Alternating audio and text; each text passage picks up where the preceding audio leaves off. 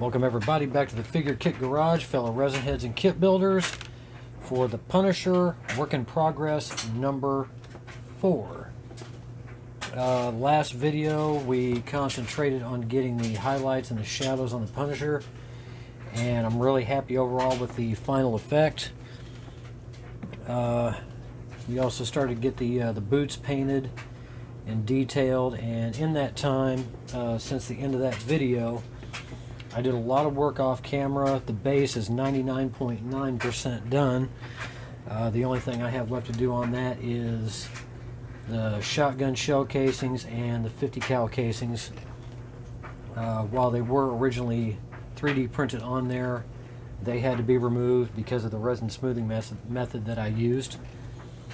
So I'm going to show you exactly what I did and how far I am on this project now. I'm going to start off with the legs, the boots, and the belt. The final result on the boots I'm incredibly happy with. Around the bottom I used the Mission Models NATO black, or excuse me, tire black, which has more of a gray consistency to it.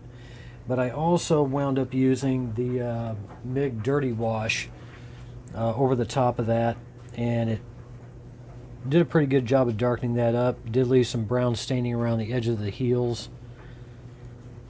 Wound up using basalt gray and dark gray from Vallejo around the back sides of the boots and the padding along the top edges of the feet.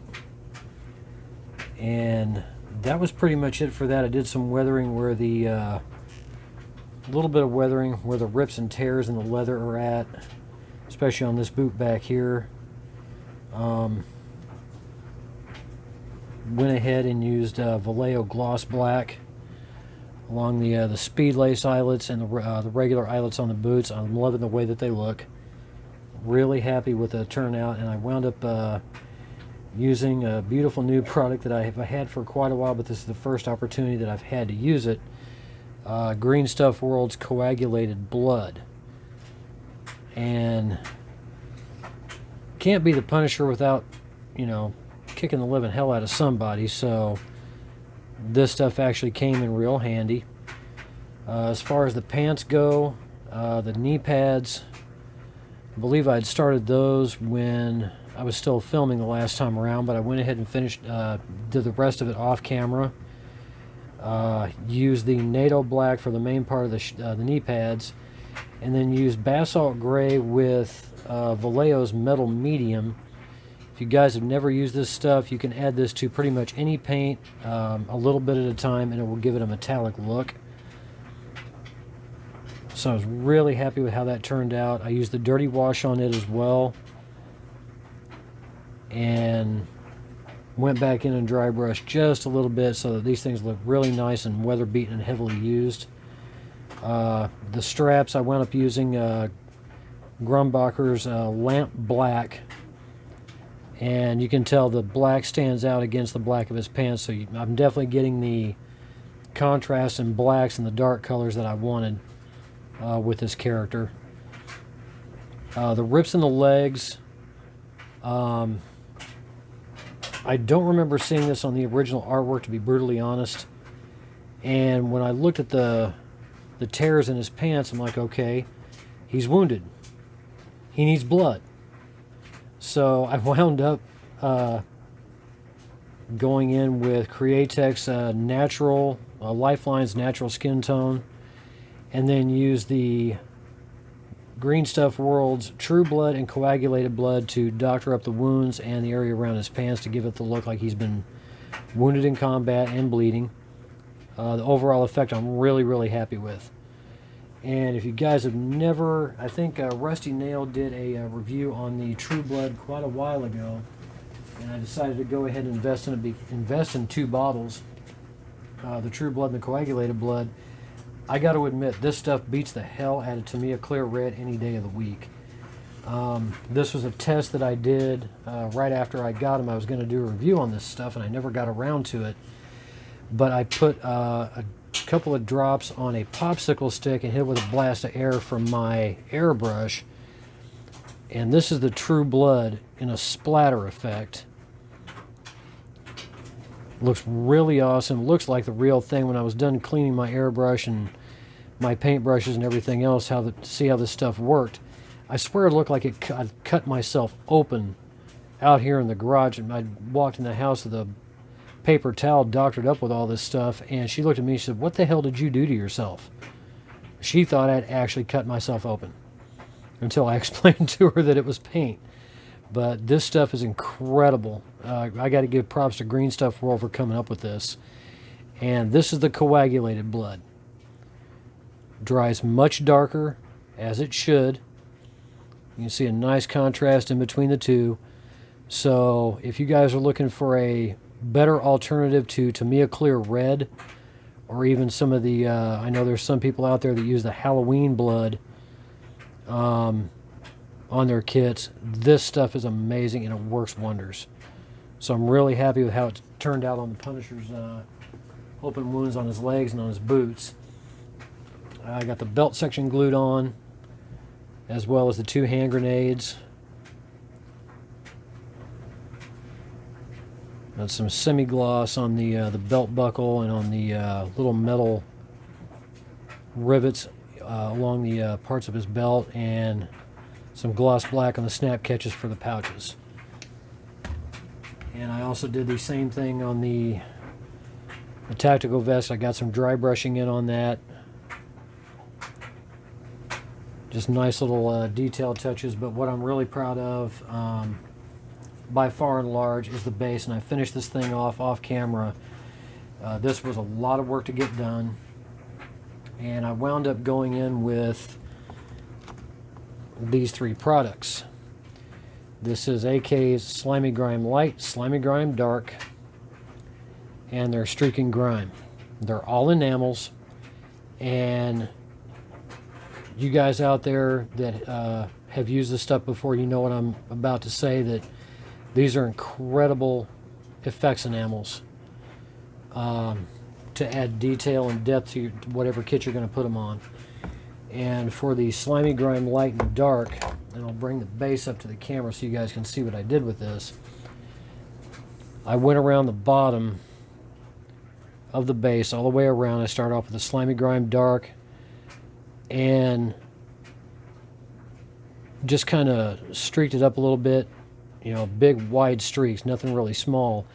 And then went in with some white mineral spirits and thinned it out and faded it so it looked like the stonework had been stained. And the end effect I'm really happy with. This just came out really wonderful. I'm going to go around the other side. Got some staining in there as well. And then the Streaking Grime, which you can see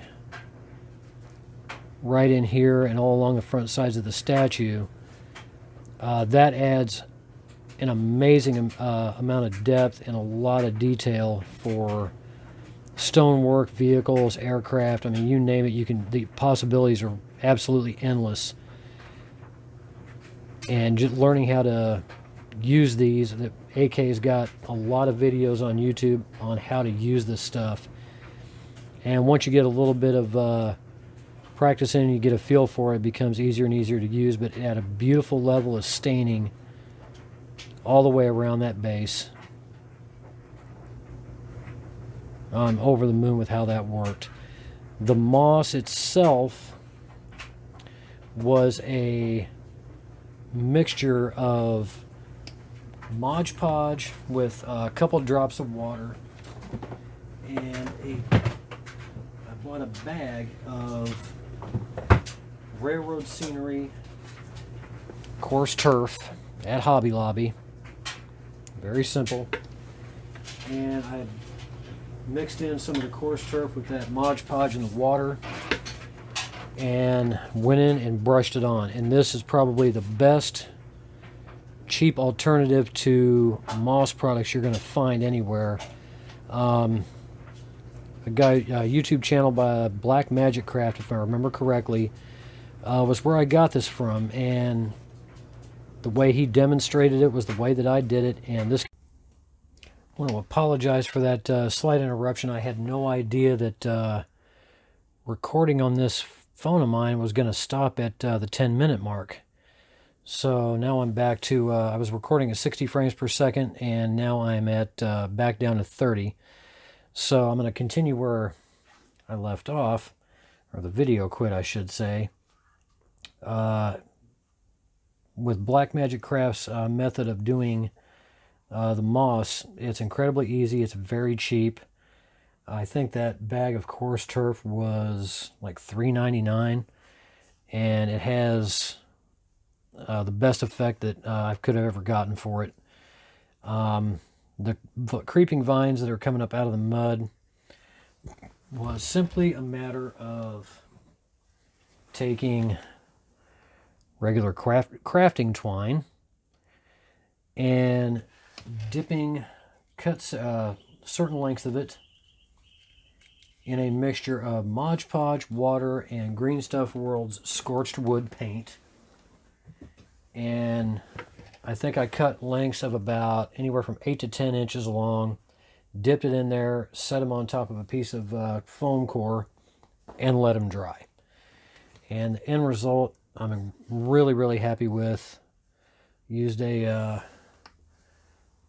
3-in-1 advanced craft glue to glue them down, and it dries completely crystal clear. But the overall effect is what I was hoping for to begin with. And the way that I was able to frame that Punisher skull with those two crisscrossing over the top, I'm really happy with. But the one that really made me exercise patience more than anything else is the mud that you see around the edges. I wound up using some really thin sheet styrene to extend the sides and the back of the base out a little bit, because this is coated in AK Terrain's wet ground diorama texture, and it does dry glossy. It does look like wet ground or wet mud, but this stuff it's one of the best products I think that AK has ever made. I've used their Sandy Desert and a whole bunch of other products like this, and by far this is probably the best I could have gotten. One thing about it though is once you apply this, you definitely have to let this sit for 24 hours to be exact. I let this thing sit for about 4 days before I even picked it up. But overall, I'm just ecstatic about how the base looks, and I'm going to leave that pretty much alone up until I put the shell casings on, and that's pretty much the end of that. As well, I'm going to move the Punisher's lower half out of the way, because tonight I'm going to be concentrating on getting the Punisher skull painted on his tack vest, and I'm also going to be doing the skin tones on the head. This is just primered in Stynylrez light flesh tone primer, but it gives you a better idea of how good the appearance of the Punisher is. It looks really, really nice. And I am going to do the black and white death mask that was in the original artwork that he has done in face paint. And the only reason why I'm going to do the flesh tones the way I normally do them is because I have it in mind to have the skin showing through some of the grease paint as kind of a worn effect. I have primered the hands, the shotgun, the M60, and the shoulder strap, and the little bit of smoke that comes off of the end of the shotgun barrel. I got all that primered up and ready to paint. I'm hoping with the amount of progress that I want to make on this, I want to have this done hopefully by next Saturday night. Because the first week of June I am going to be extraordinarily busy with my stepdaughter's high school graduation and my older stepson's wedding on the 6th, so I'm not going to have a whole lot of time during that week. So we're going to start this off. I'm going to get a clean rag and put it on the table.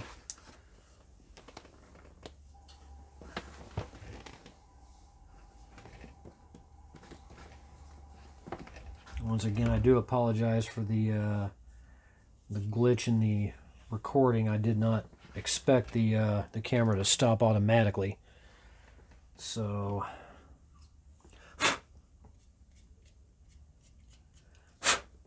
any dust off of there that I need to get out of there. And I'm going to mask off the... Actually, I need to mask off the pouches on the top and on the sides. I'm going to use, to me, a masking tape for that. I want to get a clean edge all the way across.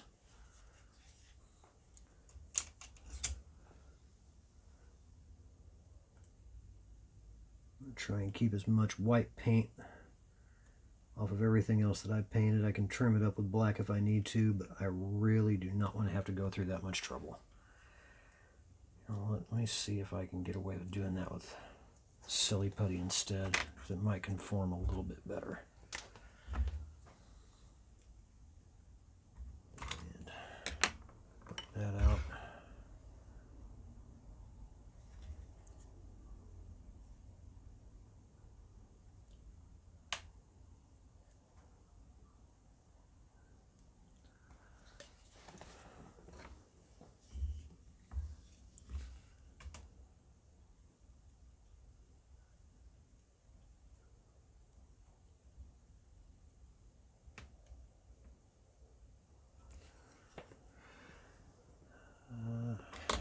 Actually, pull my other sculpting tools out, because these will help me a lot better getting this silly putty laid down.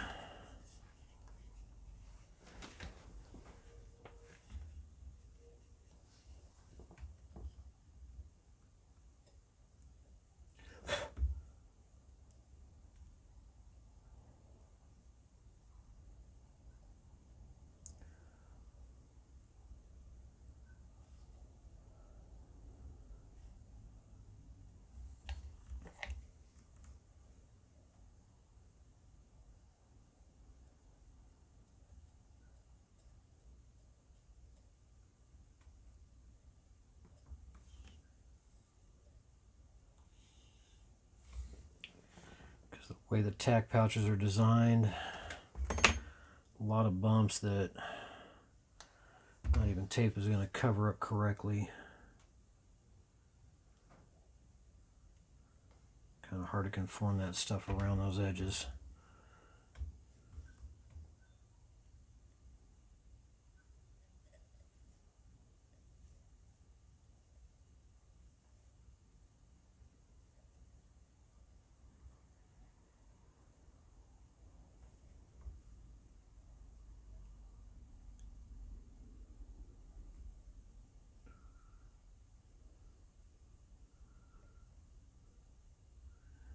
And while I'm doing this, I want to say thank you to all those of you who have subscribed to my channel recently.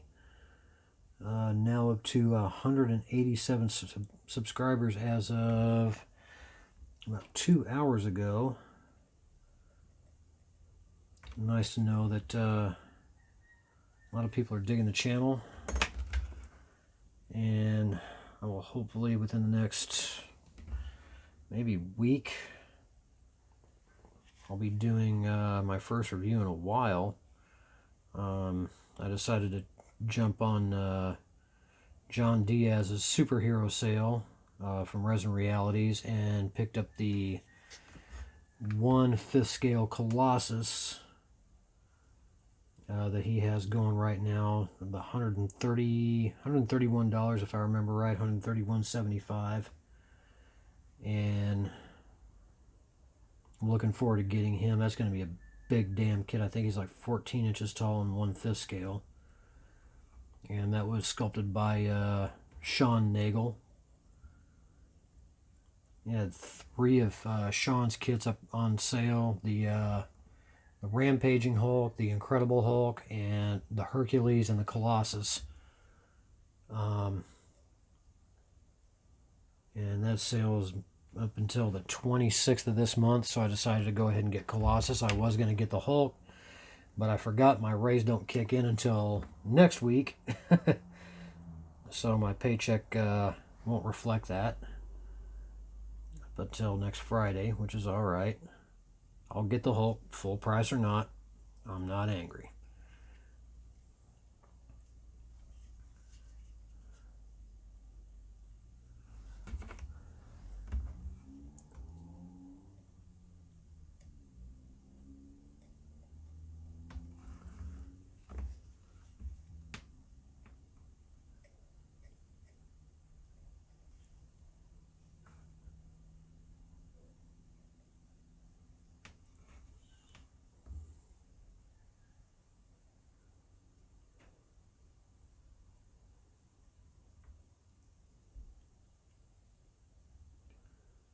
So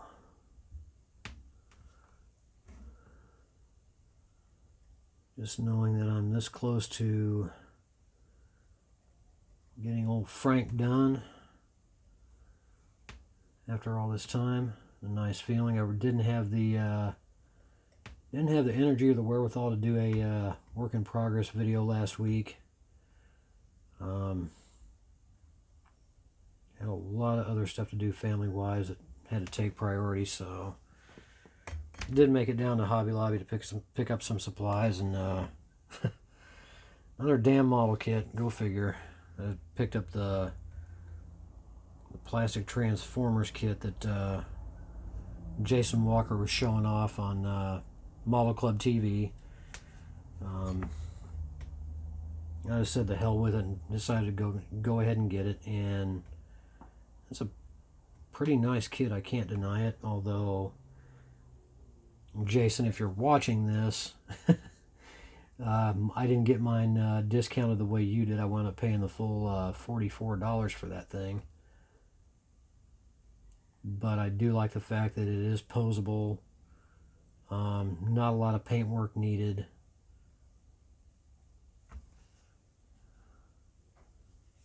Okay, I got all that made. Pretty much got all that masked off just where I need it. And I'm going to go back in and putty around all these edges. And I'm going to get the outline of the skull all the way around up in here. And then the eyes and the nose and the two black stripes that make up the teeth. I'll wind up probably doing those by hand instead of masking those off. I'm just going to have to look at the reference photo from the artwork and make sure I get it right. So let's go ahead and start framing that in.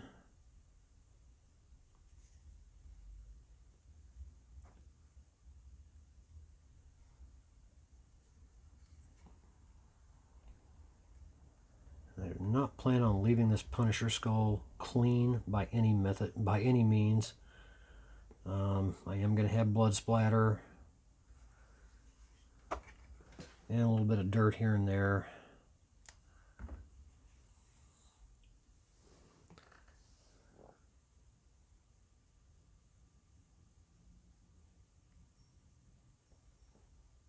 Try and round this out as best I can. The edge of the skull goes right up to the edge of his vest. It doesn't go over or around it. So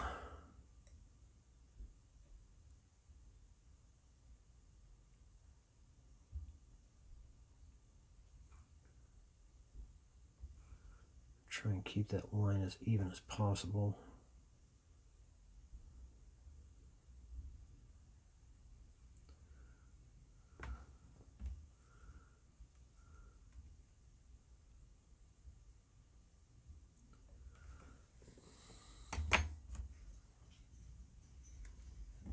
Well, this can be time consuming. It is worth it because I do not want to have to go back in and redetail all the black that I've laid down on this guy. Not by any stretch of the imagination.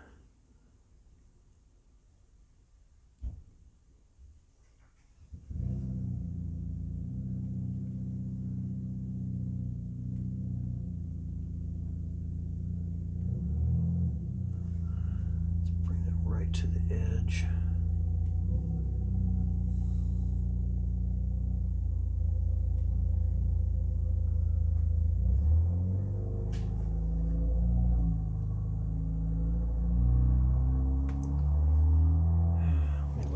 original artwork.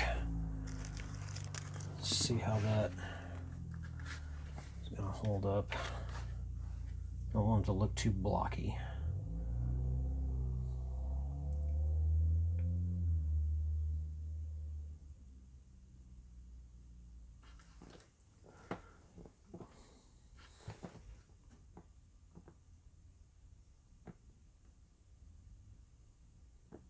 Okay, I can curve that inward a little bit more. That's what I'm looking to mask off as.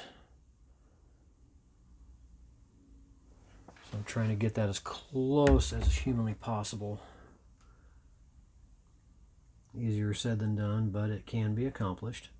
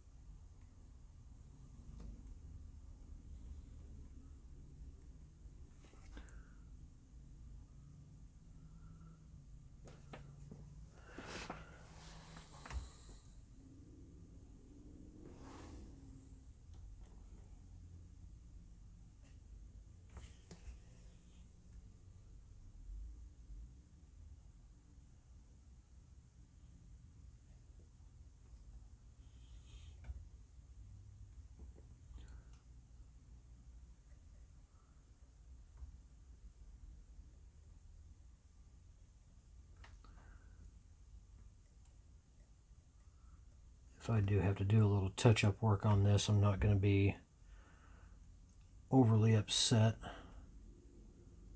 Black will definitely go over white a hell of a lot better than the other way around. So I'm just trying to be extra cautious. Okay, I'm starting to like the way that looks.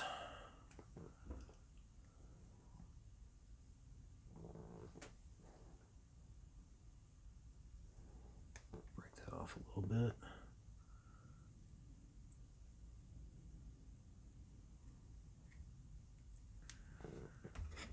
Let's form that around that side of the vest.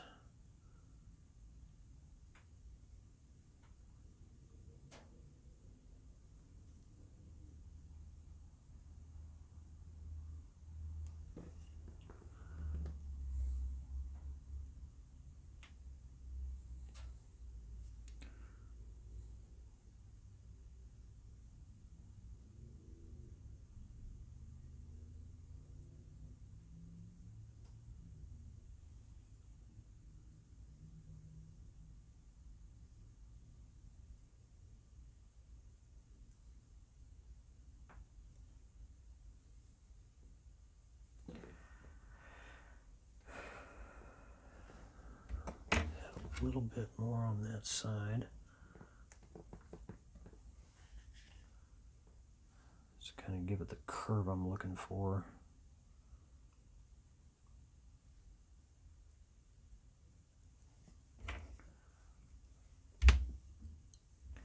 It's kind of hard to see the other way the other side is, so I'm going to try and do both sides the same, because the actual photo is showing him from a left side profile.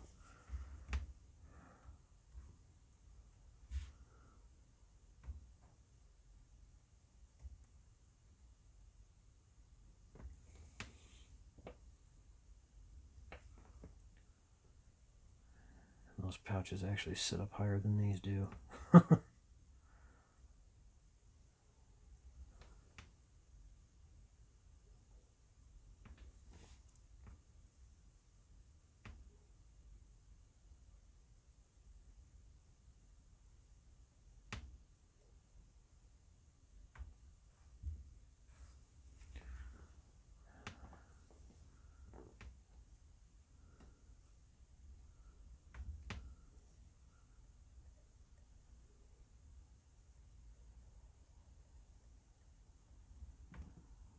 Right at the edge of the vest, so that should be good right there.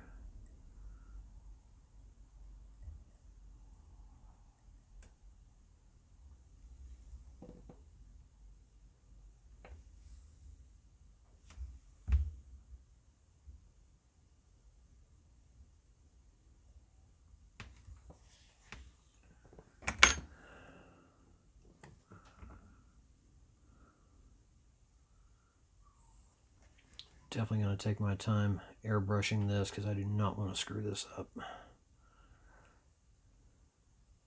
Even though if I do screw it up, yeah, it's just paint, but it's kind of a bitch to have to redo any mistakes, so I'm trying to avoid that like the plague. But as always, live and learn.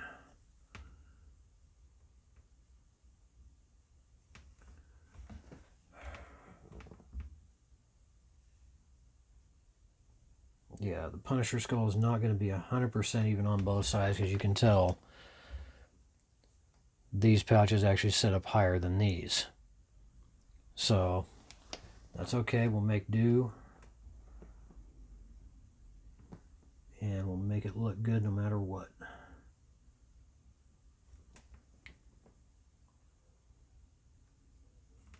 I think I've got it framed just about where I want it.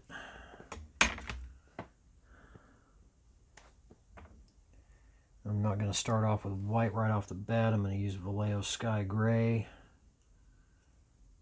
just to get a light enough base coat color on there, and then go back in with my Game Air Dead White.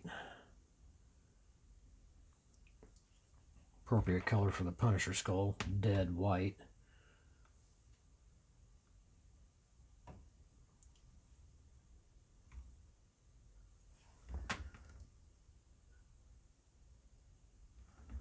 Okay, that looks pretty damn good.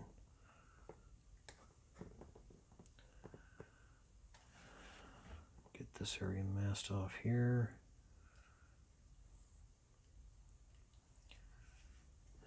I'm going to use some excess silly putty to get around the edges of the jacket here in case of any overspray, because I'm going to be spraying awfully close to the edge. So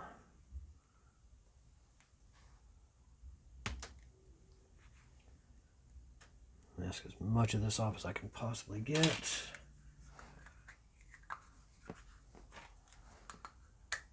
There we go.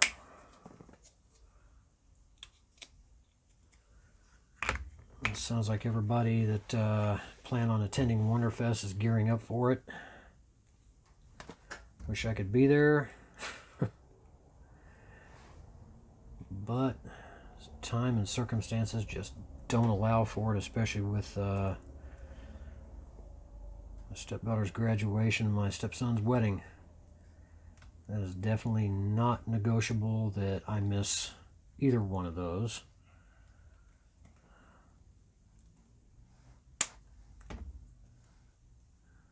Yeah, my daughter had a award ceremony, which was the first in-school activity that they've had for over a year, and it was kind of nice to see her, get to sit with her friends, although they did have to social distance, but she was able to talk to quite a few of them, and it was good to see her get that little break. About time these goddamn kids got some kind of break from the coronavirus pandemic. It's kind of a bad thing when your kid starts her senior year and pretty much 100% of it's been spent at home on a computer instead of in school with her friends. So when we found out that a walking ceremony was going to be held, that was probably the happiest day that Virginia and I both had. Because up until that point, we figured everything was going to be done online or walk up to the school, the family rides in the car, and we get to watch her from a distance. Thankfully, that is not going to be the case. All right, grab something to drink here.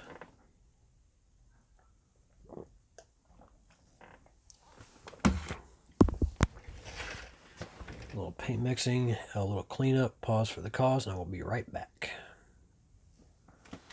All right, we're back at it. Got my Vallejo Sky Gray mixed up.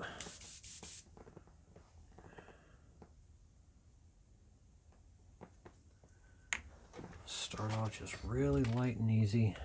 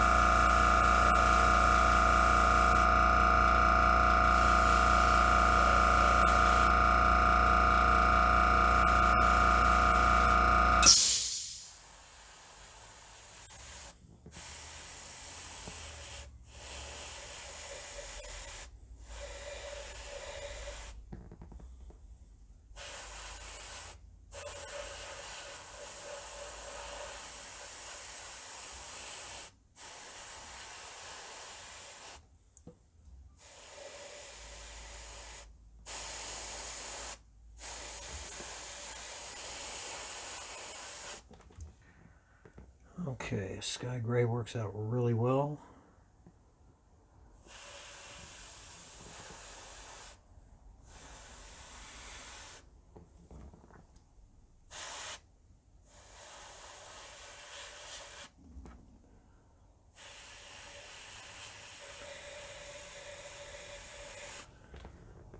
So that is going to be sky gray base coat.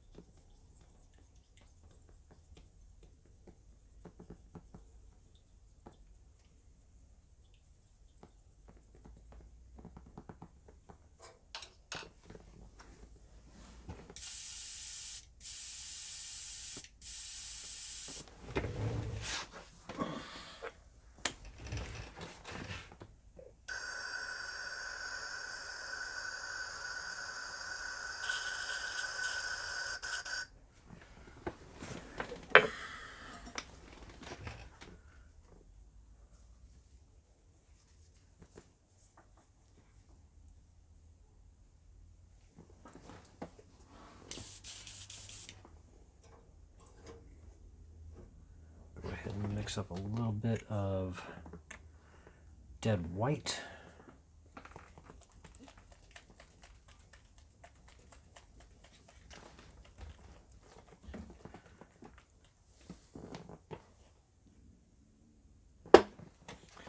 Might have to do little touch-ups with the Game Air Black, but it won't be super bad.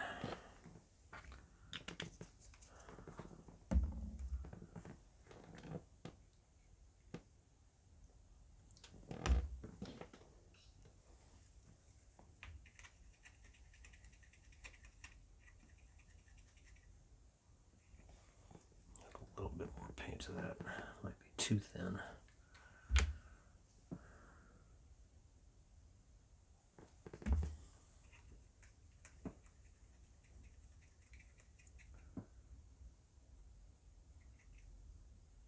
That should be just enough.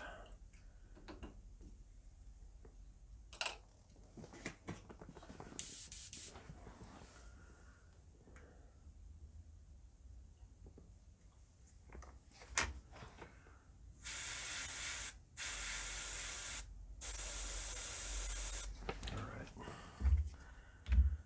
Move you out of the way.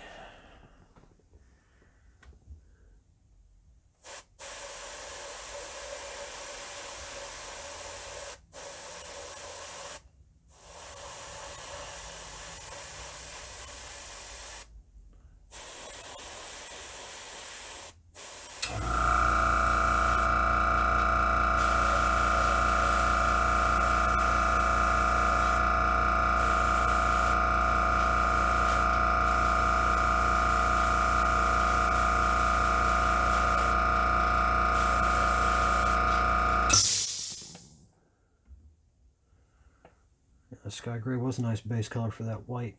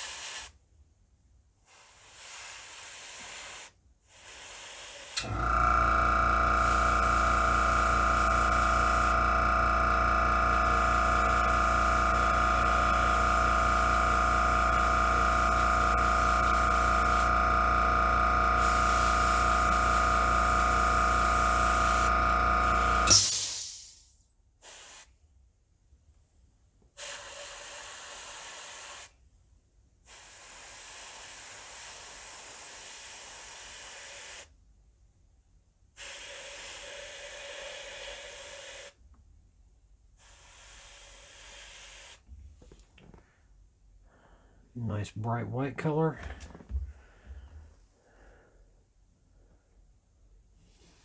Looks really good. So I'll let that sit for a few minutes and let that paint dry.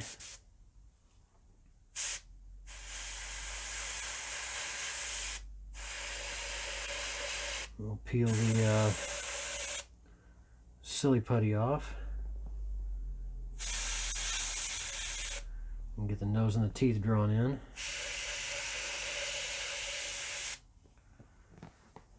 And we will be right back.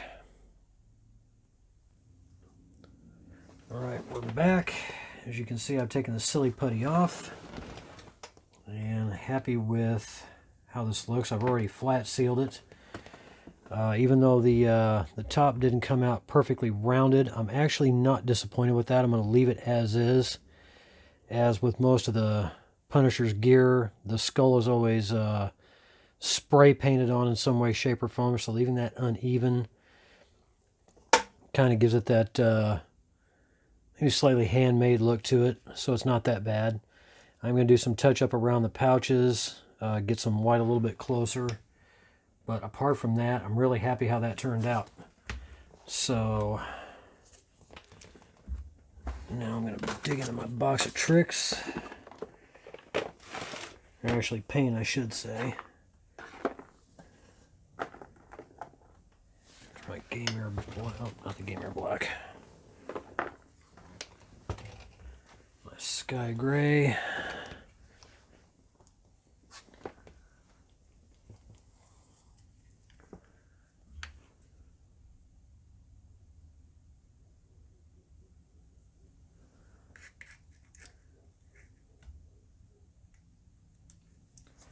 Don't need a whole heck of a lot, just enough to touch up around those edges.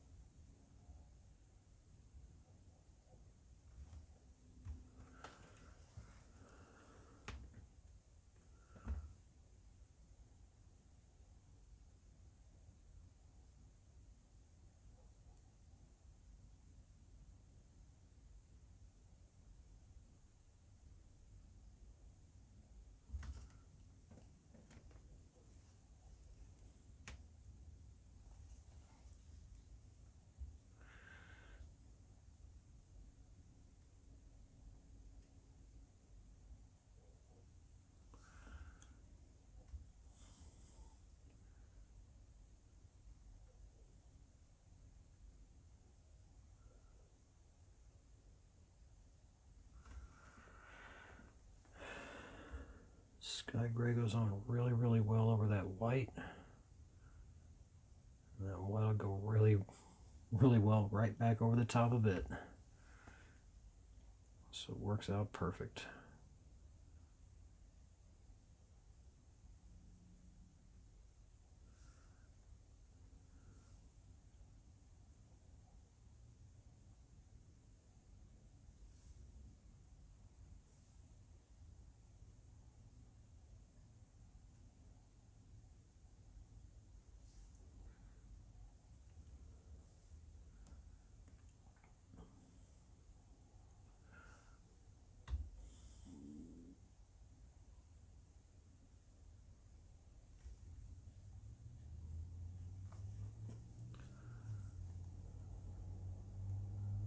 Touch-up details, really minor.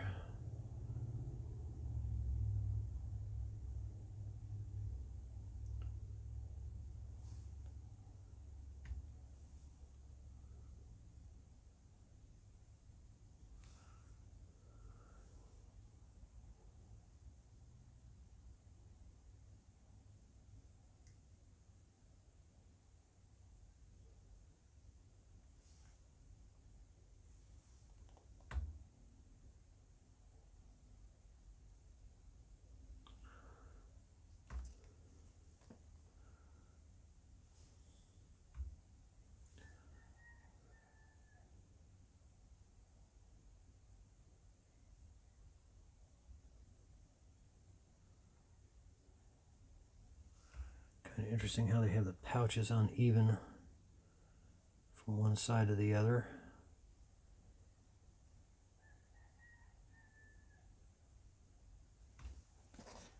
But not everything can be 100% absolutely flat and level on a person that is carrying heavy armament and ammunition along with it.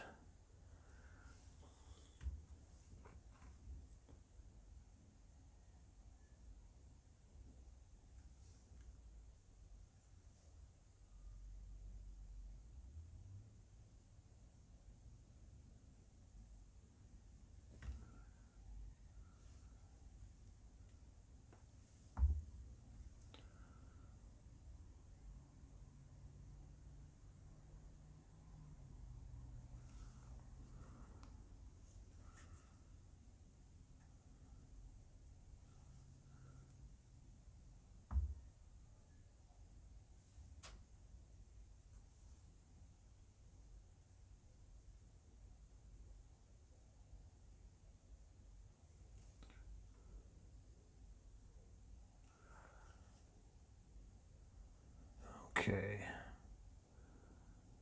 That dry, I'll go back over that with the dead white, and I'll reseal that off.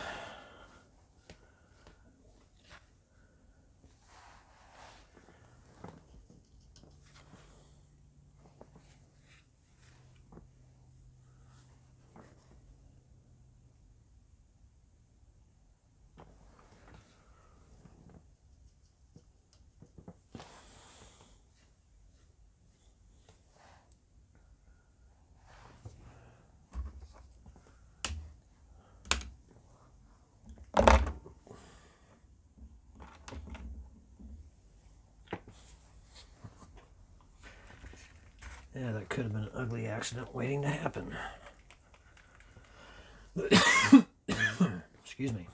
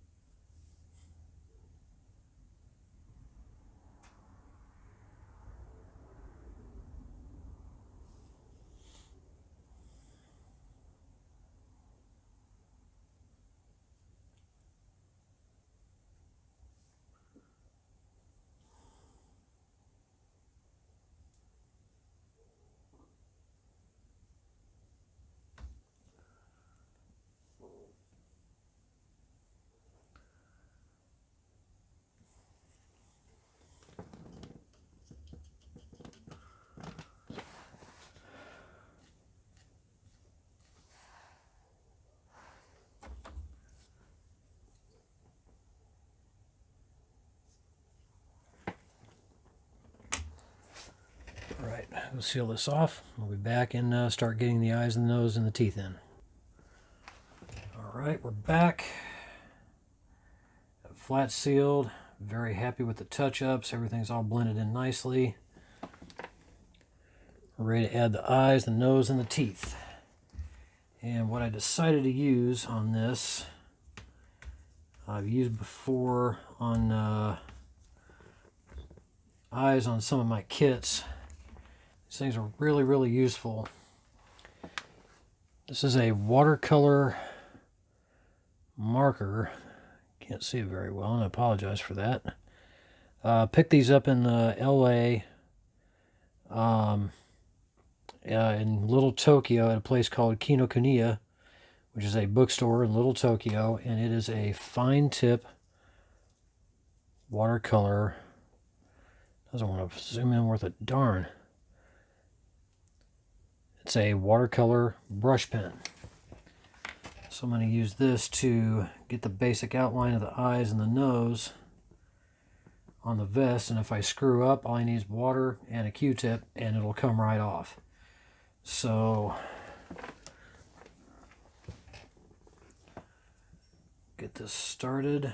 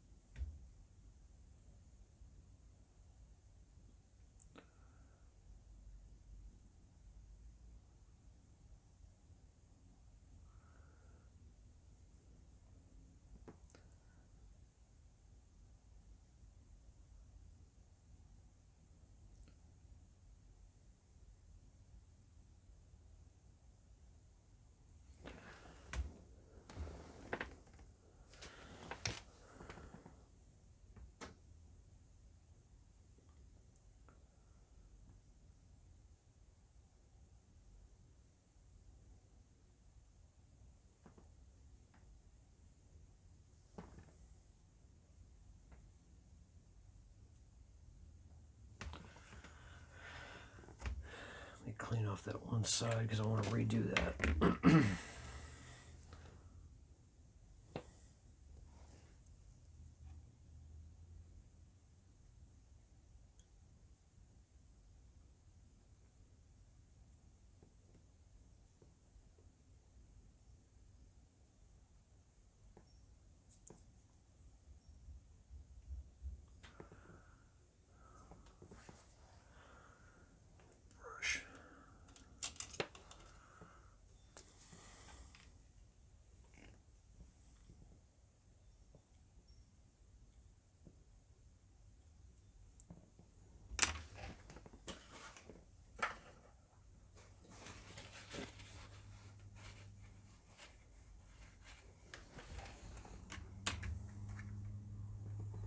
Didn't exactly come out the way I wanted.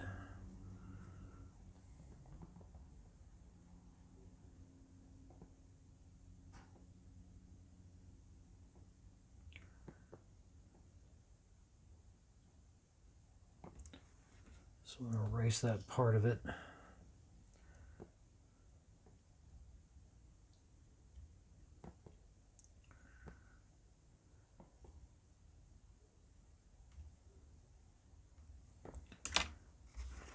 Clean that up just a little bit. As you can see, the fine point gives you the capability of doing some extremely fine detail and fine lines. I use these for eyes quite a bit when I just want to get the basic outline of the iris, excuse me, the pupil itself, or the iris itself. Works really well on 1/8 and smaller, which, yeah, I'll have to use on Frank's eyes.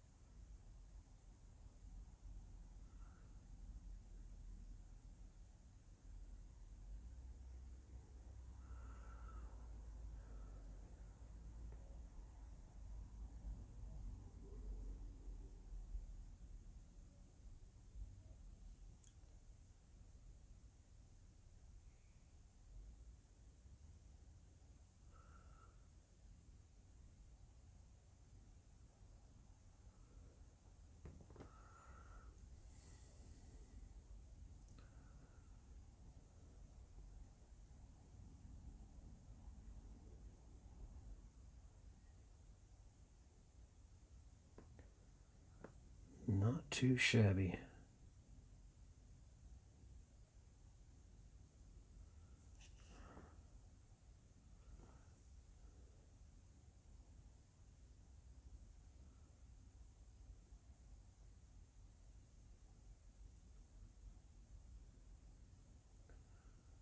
I can go back in with the Vallejo black and fill this in.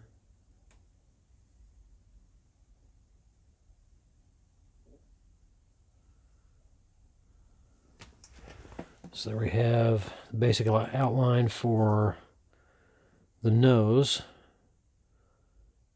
Came out real good. Now for the eyes.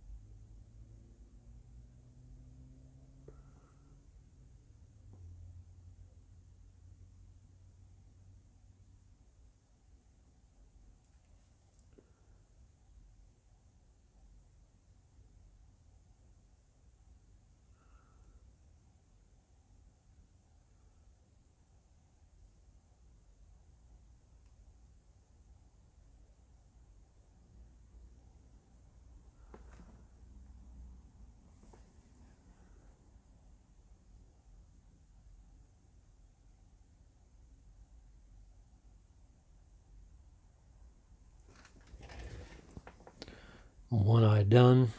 When it gets filled in, it'll actually look a hell of a lot better than this. So let me do a little bit of cleanup on that real quick. It's not going to look 100% superlative, super, because of the fact that the ridges in that vest kind of make it a little bit of a challenge.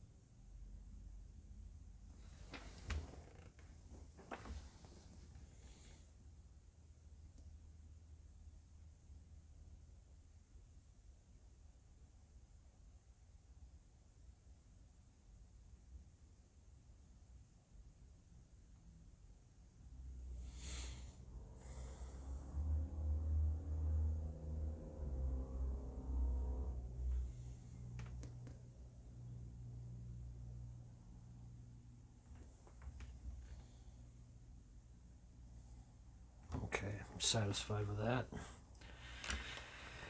Now to do the exact same thing on the other side. So I'm going to turn it upside down. This is the one thing about doing this logo. Made me real nervous. So I'm going to replicate it as close as possible on both sides.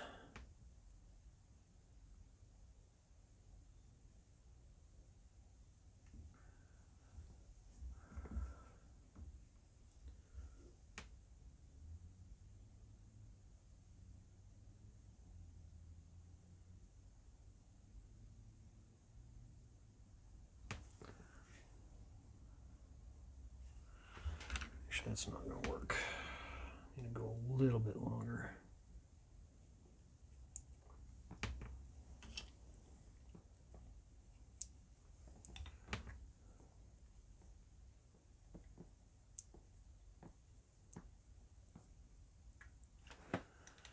Oh, I'm glad that's watercolor.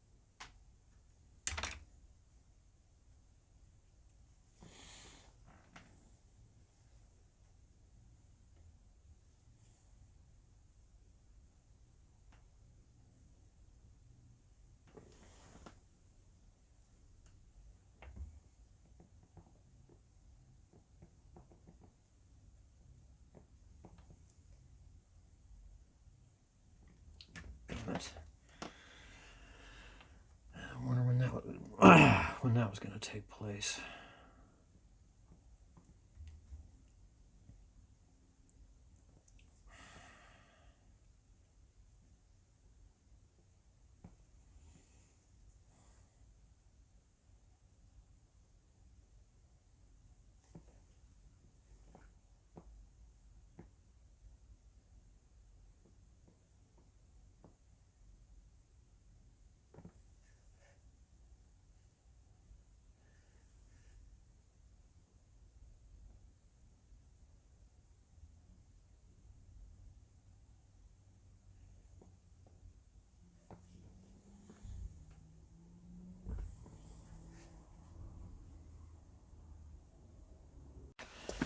All right, everybody, we're back. This is a continuation of the Punisher skull, and I'm going to do work on the portrait for the Punisher. I had actually stopped last night, and when I went through the videos, the final two portions of doing the Punisher skull and his vest, unfortunately you couldn't see me doing anything at all. I think I'd bumped the tripod that my phone was recording from, so I wound up deleting those two, so this video is going to be a continuation of what I've already done. At the end of the video, I had actually finished up the Punisher skull, but I decided earlier this afternoon to go in and do a little bit of refinement, and I'm really happy with how this turned out. Retouched the eyes, shaped them a little bit better, and redid the teeth. So that's the final look for the Punisher skull. I have not dirtied that up yet. I know the teeth look a little bit off center, but because of the way these pouches here are shifted up and over a little bit, that's not necessarily gonna look exactly perfect, and I don't mind, because the character is slightly turning to his left, so everything on that vest is going to shift a little bit. But I'm really happy with how it turned out. That's pretty much the view from the top of the base as it looks. But I'm really, really happy with this. So I'm going to move the base and everything else off of the desk for now.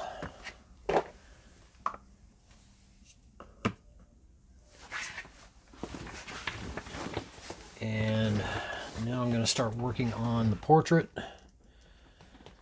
which is not a very big one, but doesn't mean I have to do anything less. I'm going to fire up my compressor, so forgive the noise for a few minutes, for about a second or two.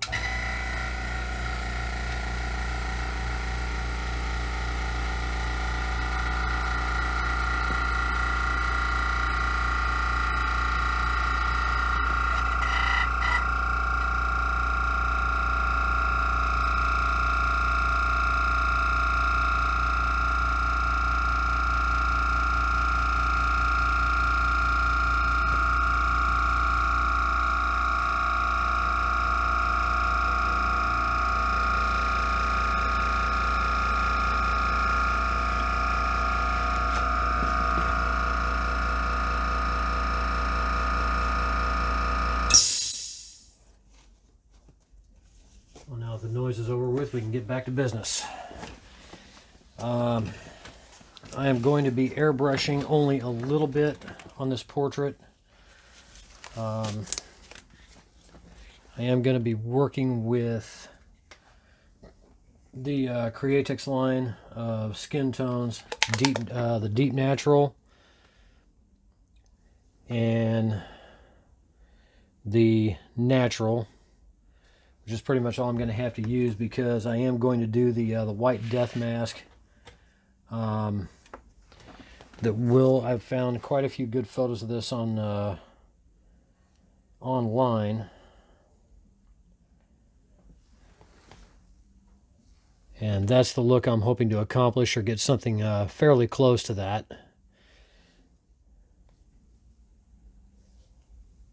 That's what the original art looks like. Try to get something close.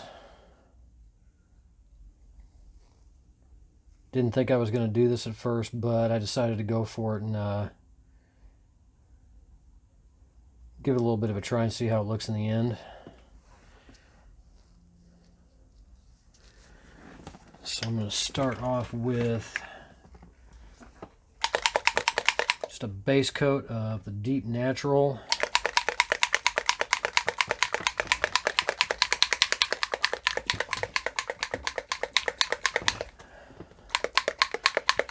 I've been using these paints for quite a while, and pretty much every kit that I've done that required a human flesh tone.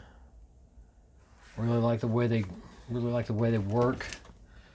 I don't do all airbrushing. I use rather unusual technique for doing skin tones now, and I'll show that as soon as I get this taken care of.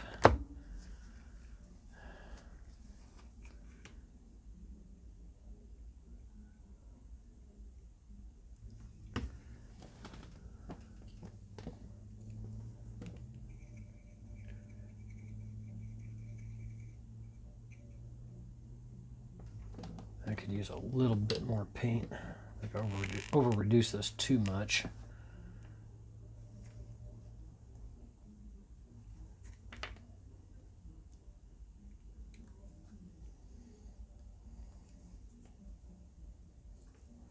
That's the natural. Whoops. That could have been goofy.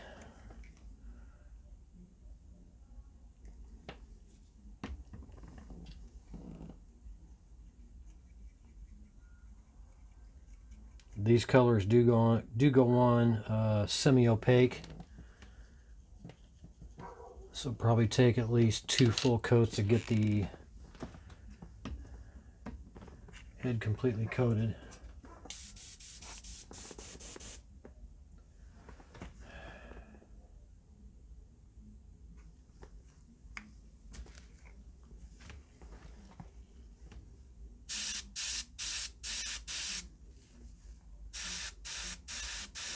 Coming out really good.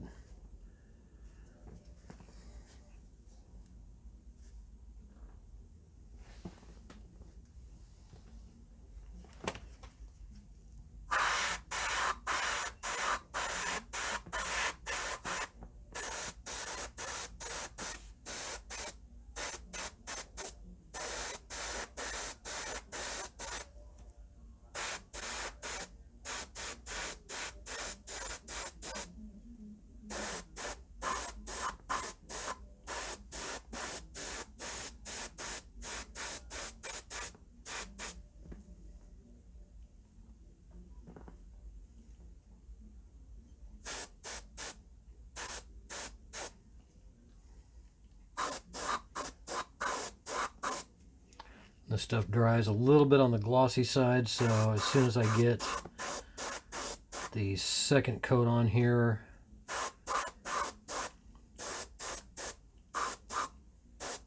I'll have to flat seal it before I can do any other rendering.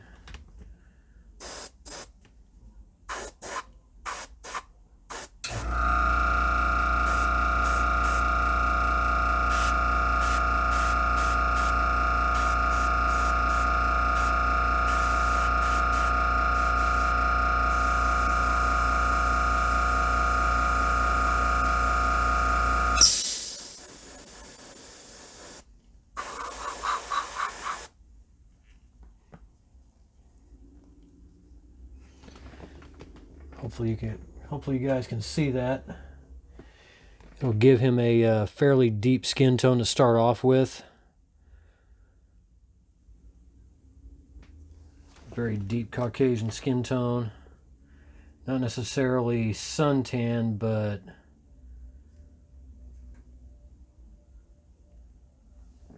it's not necessarily a shadow tone either.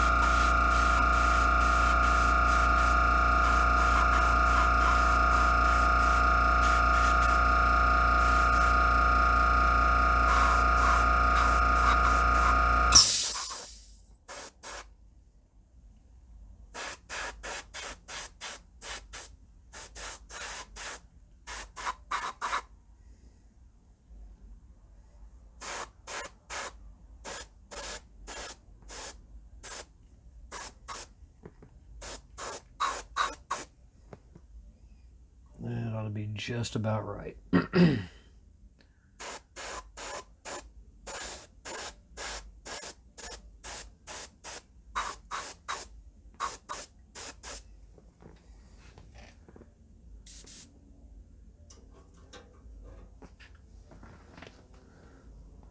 So we have the base tone for the deep natural.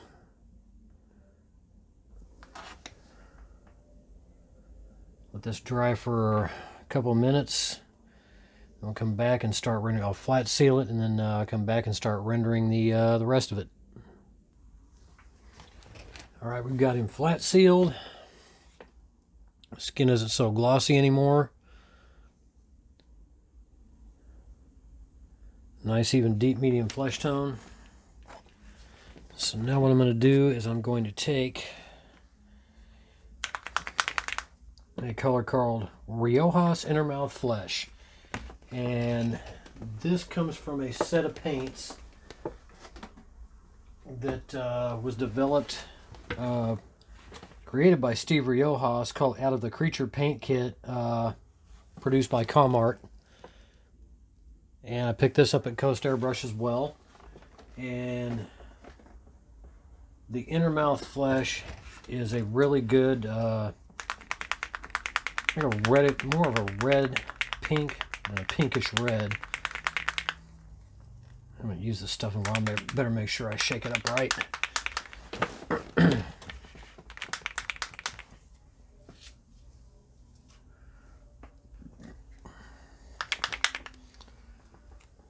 So what I'm going to do,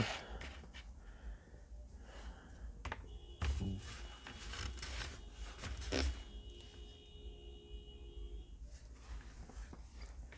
few drops in here, because I will be needing this again. And then I'm going to over thin this with Vallejo airbrush thinner.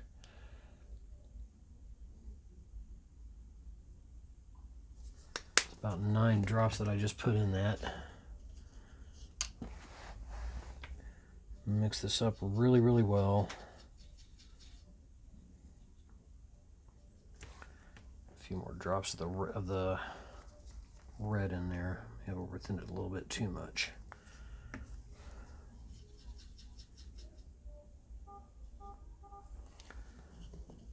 Just about perfect.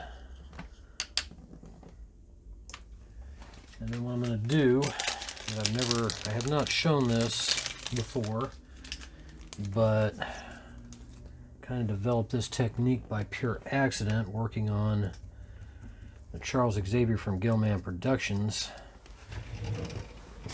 Grab my glasses real quick.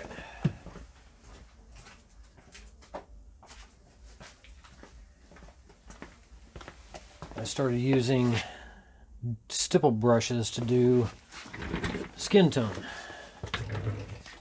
and the way I do that, move that over so this can be seen a lot better.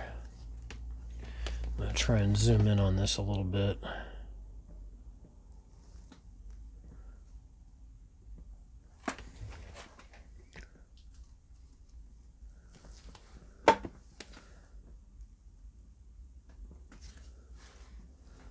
Make sure I try and keep this in frame. Dip my brush in. A lot of that paint out of there. There's barely any left, and I'm just going to stipple this all over his skin.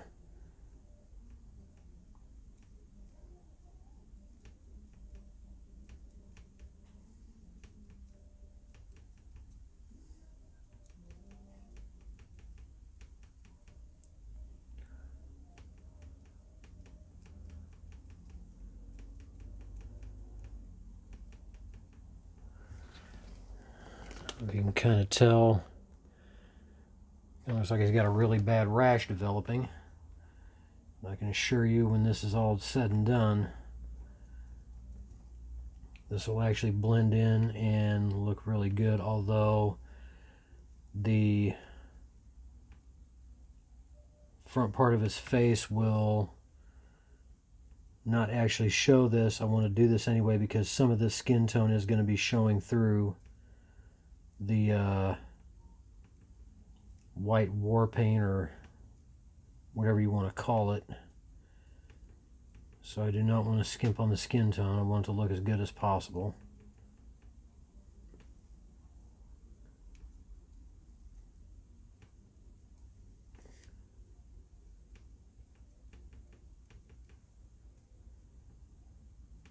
And this technique that I'm doing,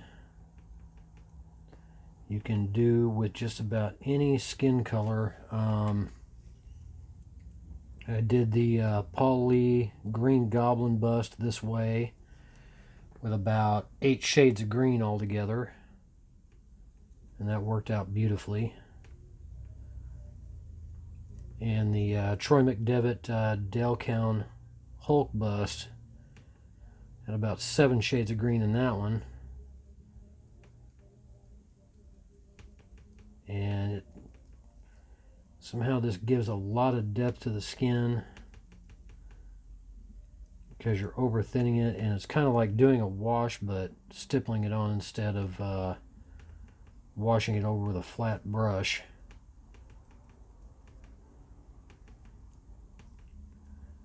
And the only other airbrushing I will do on this will be with the Garage Kit US Gold Toner, which will warm the skin up after it's done and make it look really, really good.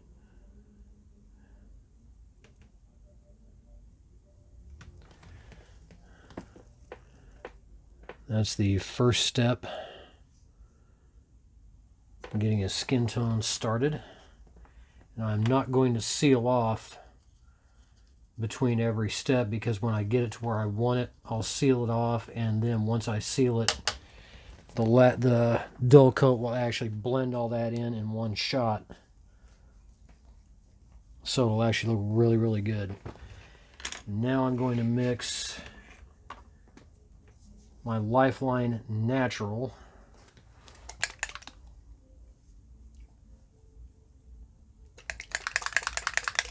And this is not the only skin tone colors I use. I still use Garage Kit US. I have used the Vallejo skin tones before, but between Garage Kit US and the Createx Lifeline, I really don't use much anything else.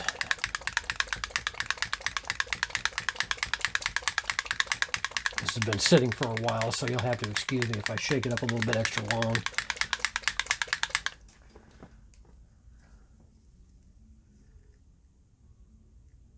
And this stuff does come out pretty thick, as you can see. I'll thin that down a lot as well.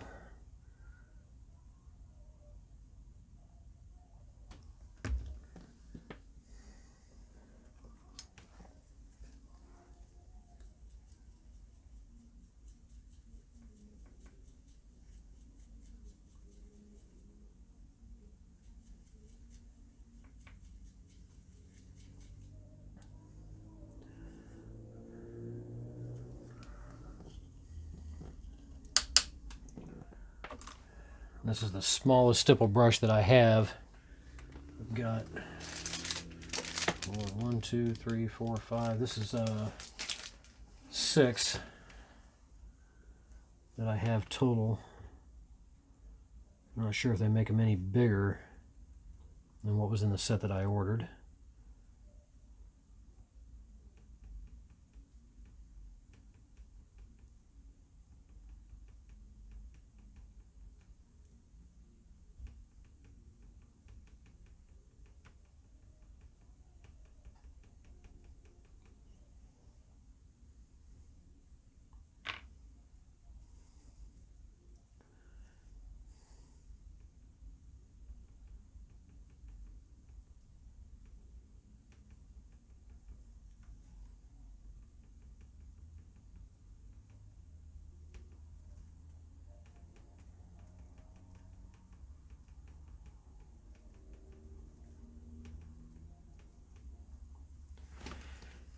It might be hard to see, but what that natural flesh tone is doing is it's actually pushing the red up underneath, so it gives a translucency to the skin.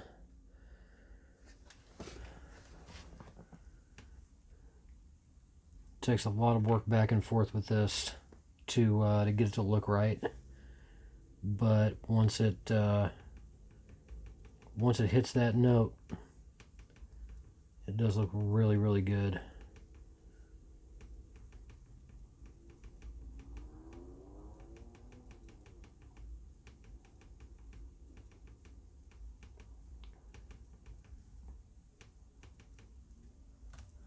Actually takes that red and it softens it up by quite a bit. I'm going to mix a little bit more paint in here.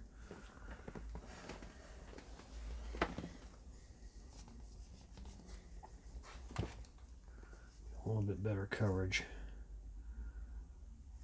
Normally for larger figures, quarter scale busts, I'll work back and forth on a portrait for hours till I get it right. And that's not including the shadowing and the highlights, which I also do the highlights the exact same way. They have a light natural skin tone, which looks really sharp once you get it on there. Brings out the highlights really nicely. But this is kind of a different way of doing a wash, more or less.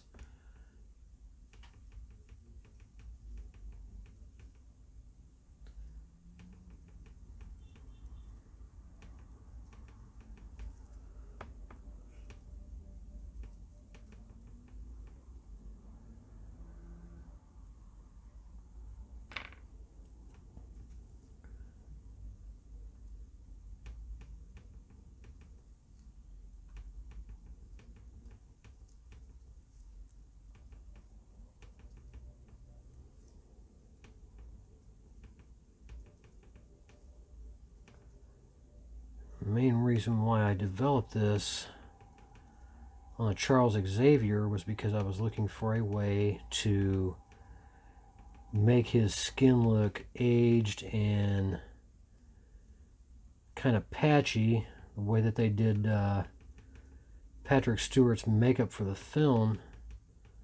I think they aged that poor man by about 30 years, and I was banging my head against the wall trying to figure out how in the world I was going to pull that off. And I found the actual first stipple brush that I bought was back in 2003, and I used that thing to feather out pastels, and I had no idea what it was used for. So I looked it up online. I actually, surprisingly enough, the actual serial number on the the barcode itself was still visible after all that time, and I was able to look it up, find out exactly what it was used for, went online, and most artists use them for creating trees, textures, bushes, things like that on canvas. So I started using that on Xavier's skin tone, and it worked beautifully. So I've been using that technique for my skin tones ever since.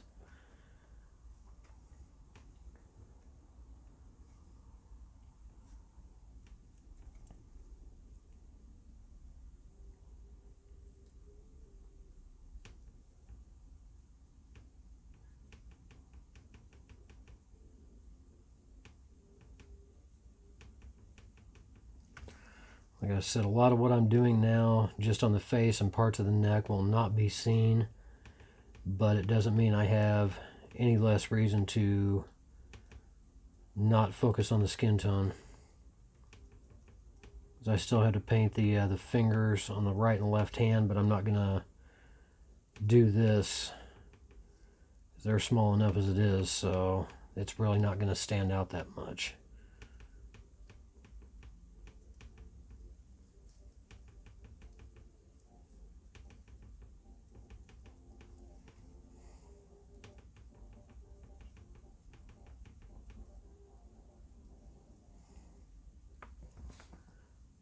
I'll let that sit for a few minutes. This is the beginning result. It's actually pushed that red back underneath, and by not sealing, it actually fades out what I've done before and pushes it back underneath. Layer by layer, it starts getting better. Just a long process. Skin tones always are. Excuse me. I believe there was a purple that was mixed in here. Yep, purple flesh tone. So we'll use some of that. Although it will come out extremely light, it won't be really dark. But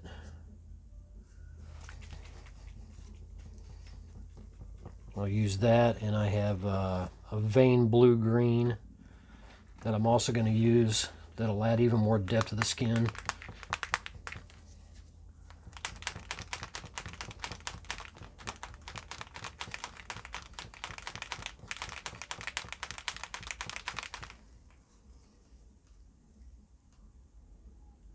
Not a bad start.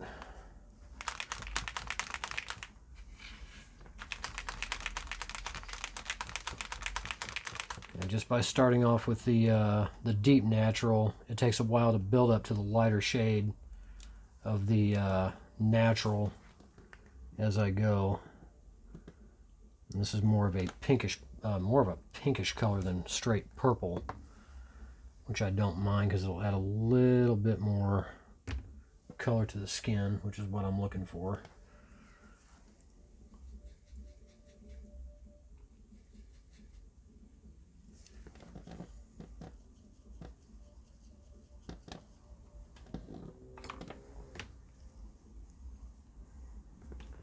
So we'll get some of that on our brush.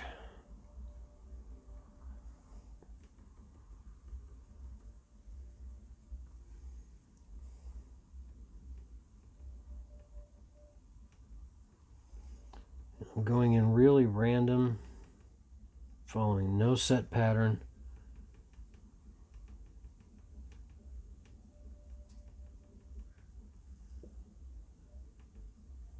Blending everything in really, really well as best I can.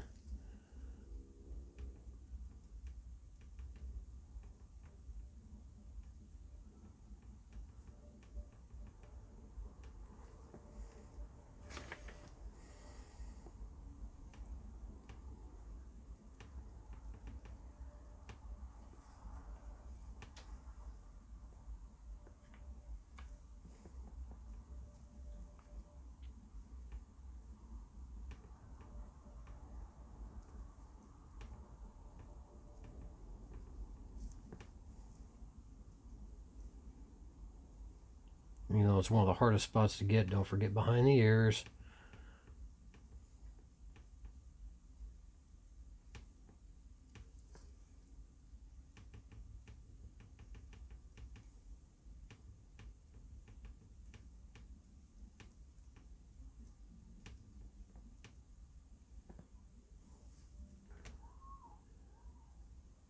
Now he's developing a slight pinkish tone. You can see the red that I've done is being pushed back further and further, which is what I'm going for. So I'm going to go back over the top of that with the natural flesh tone again.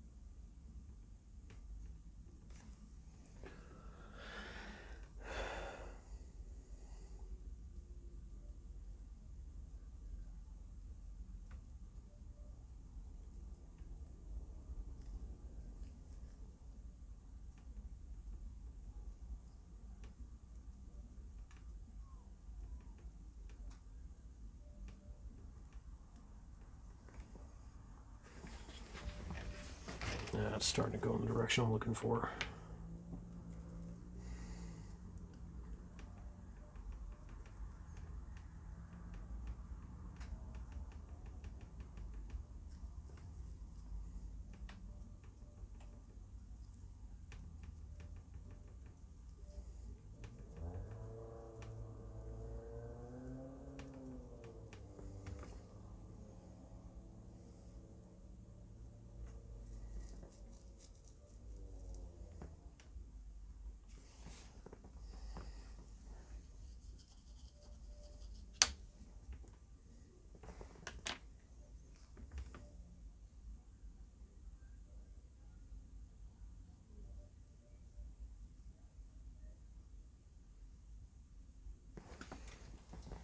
Now that pinkish purple tone has been pushed back.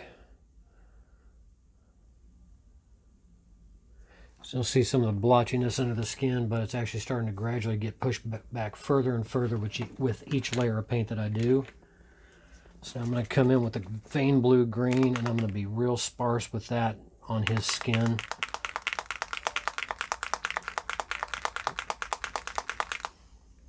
Probably around the back of the neck, along the temples, right around the cheekbones. Definitely in the muscles in the neck. And I'll do that really, really lightly.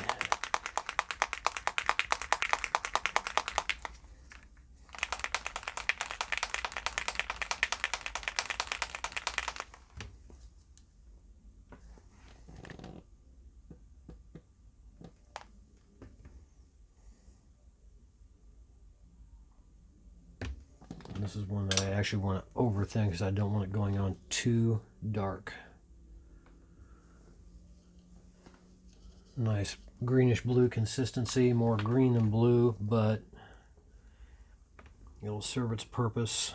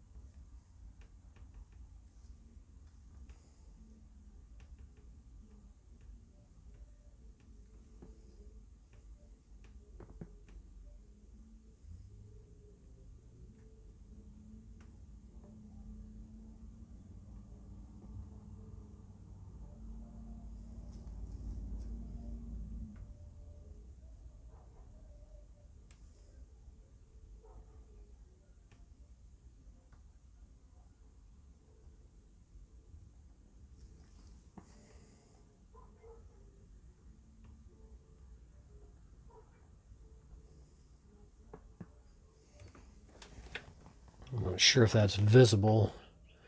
It's kind of giving a blue-greenish tint to the skin in those areas that I just put it on, especially on the neck where you can actually see it.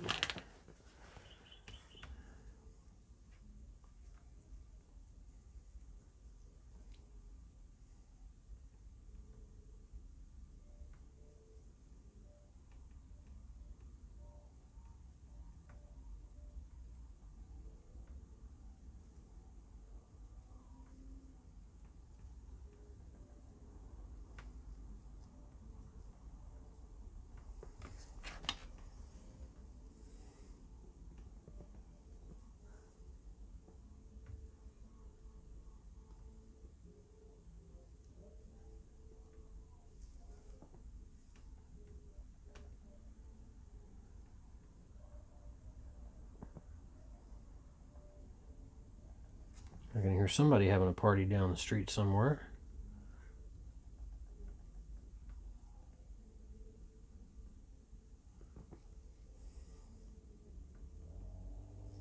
A little bit in the corner of the eyes. That'll be painted over with black, so that really won't be visible.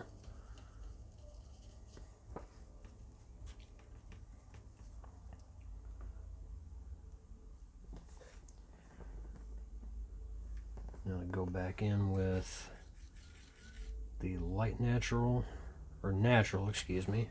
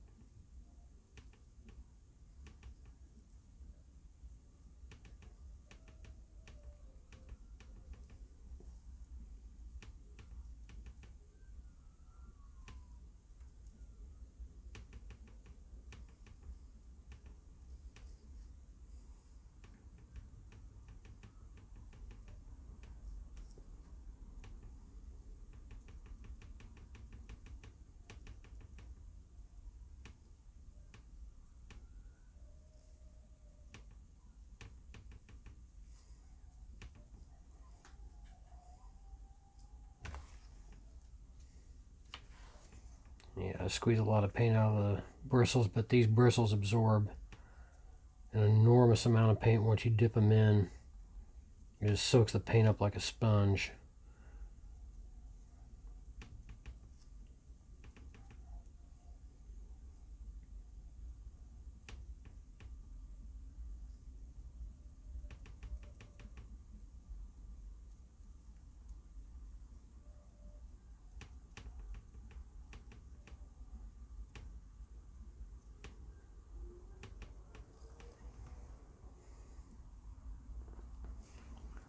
Now he's starting to come to life.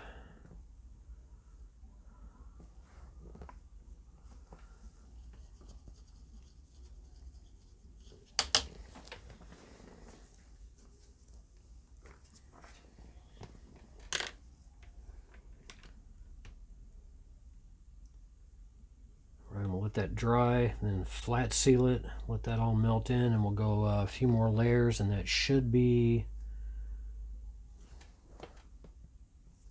okay. See a little bit of the blue-green under the skin around the temples, along the cheekbones, along the muscles in the front of the neck, and a little bit on the back, but not too extreme. But thus far, he's coming out the way I hoped he would. So we'll seal him off and let this blend together.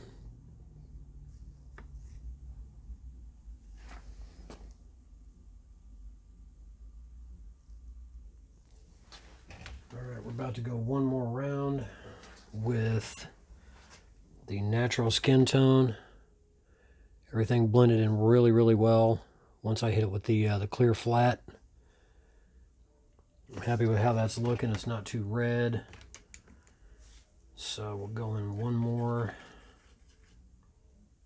Should be the last time I should have to do this.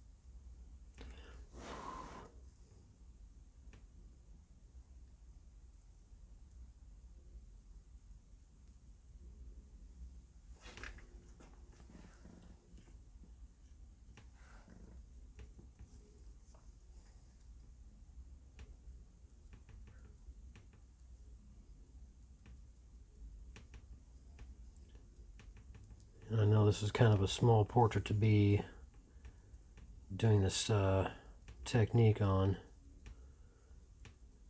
Kind of better suited for quarter scale or fifth scale, even 1/6.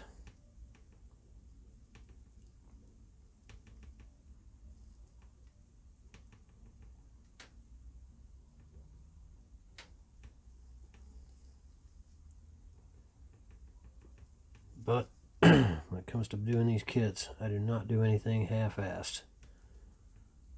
No point.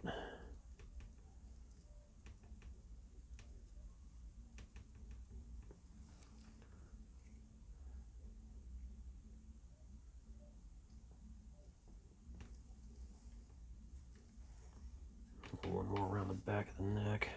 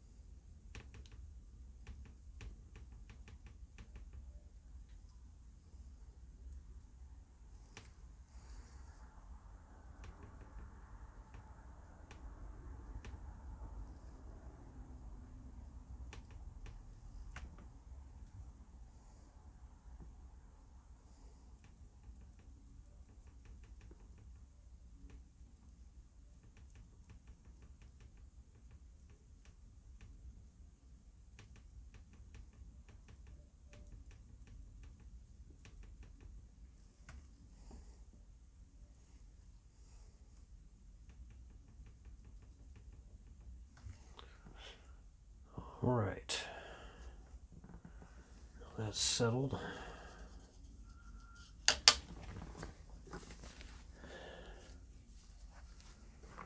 Now I'm going to use this P3 Privateer Press Flesh Wash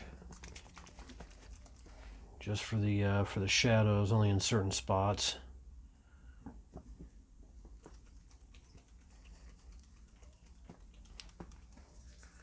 Definitely in the ears, right in the corner of the eye and right underneath the eyes, creases of the nose, right under the nose, around the chin area. A few wrinkles in the neck I can probably hit. I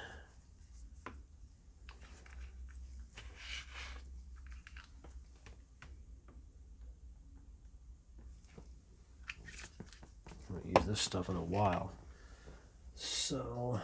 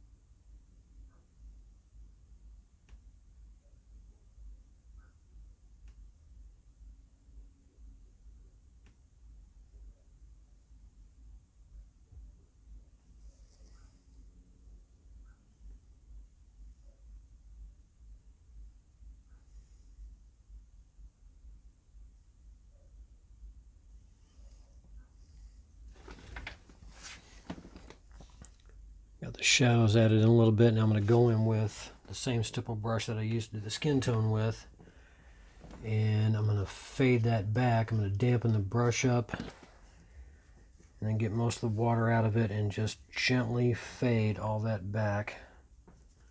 I'll let that dry for another minute or two.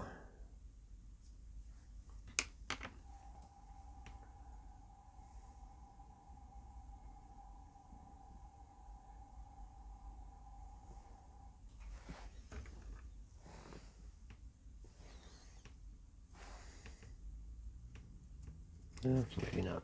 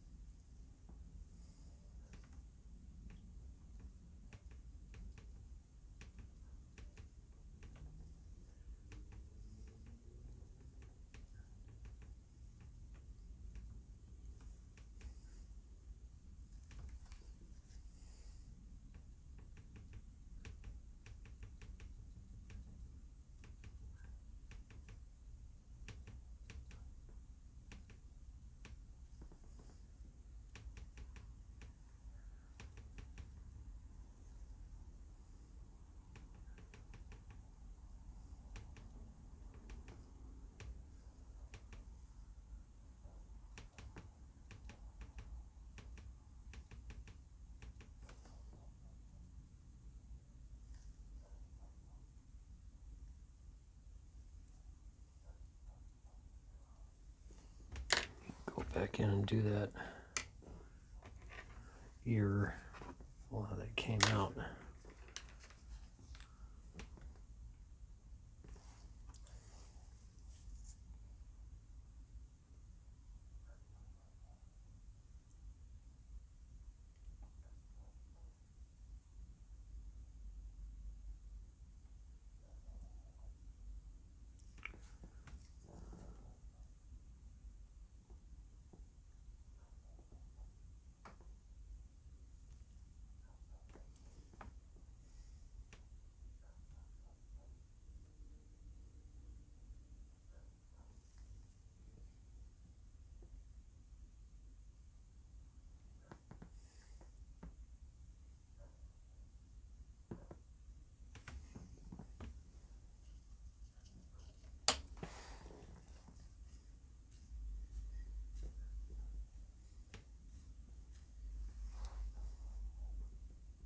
If you were wondering why I would look like I was sharpening my paint bristles, I kind of am.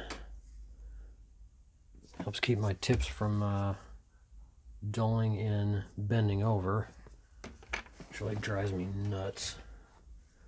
So let's get you.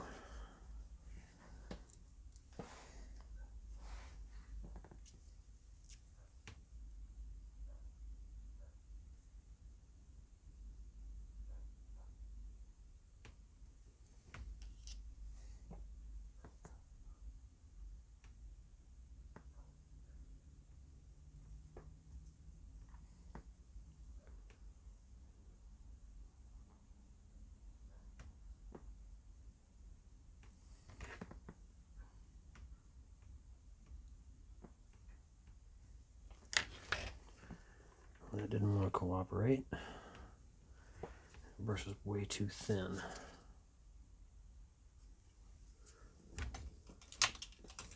Try you.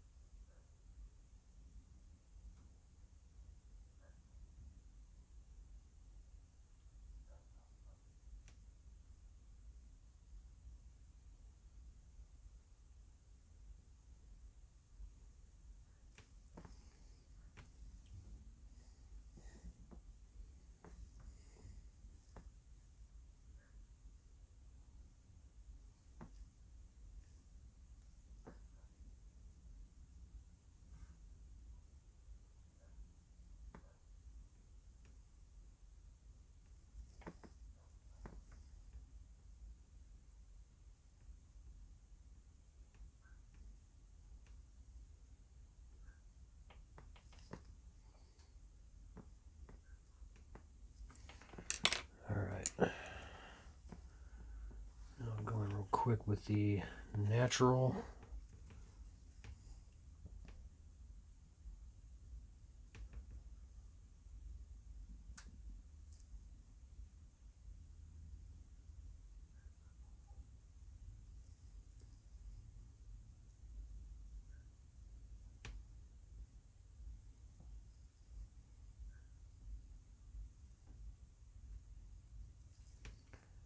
It'll take away the harshness of the color, but it'll leave it in the shadows.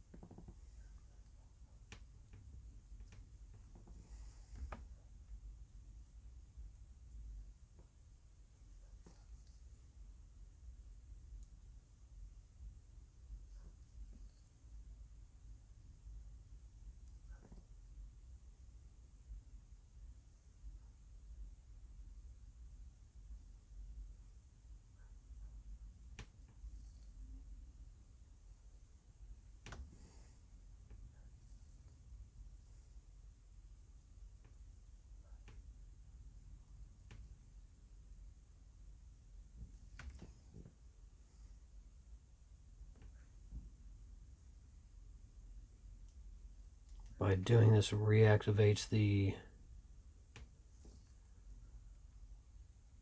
shadow into a liquid, and it blends it in with the flesh tone really, really well.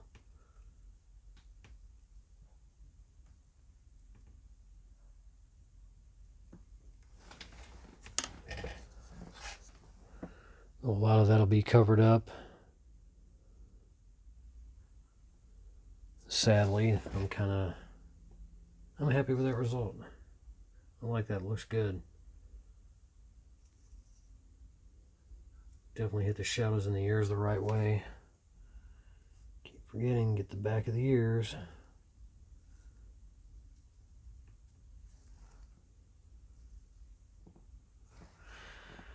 Alright, seal off the skin tone. Consider that done.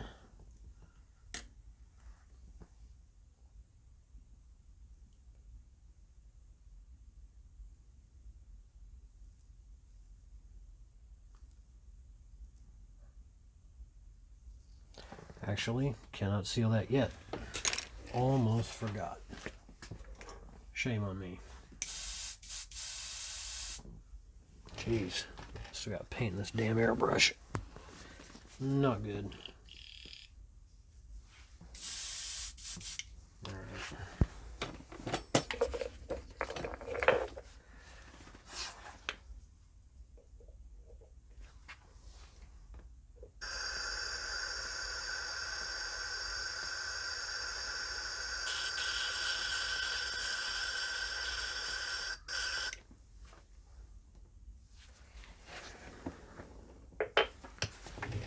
Some restore through this, make sure I get all this cleaned out.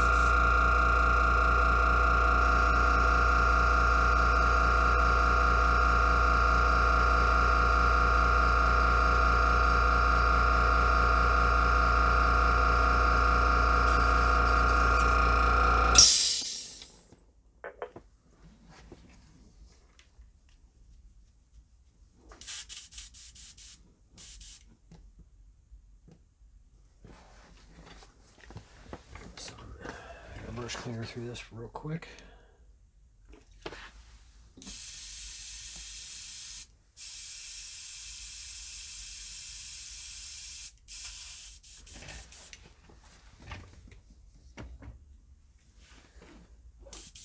All right.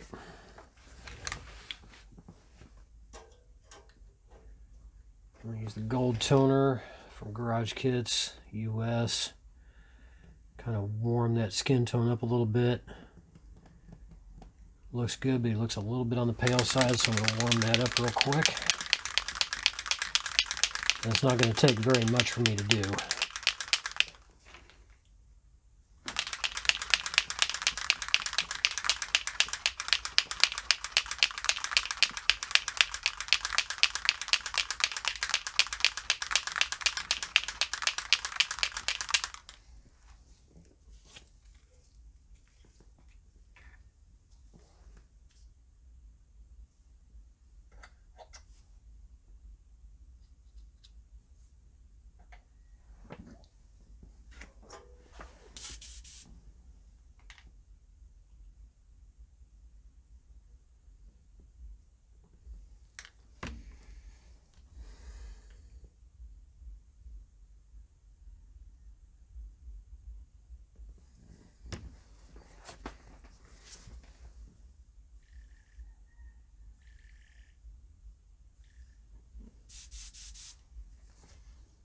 Put this away real quick while I do this.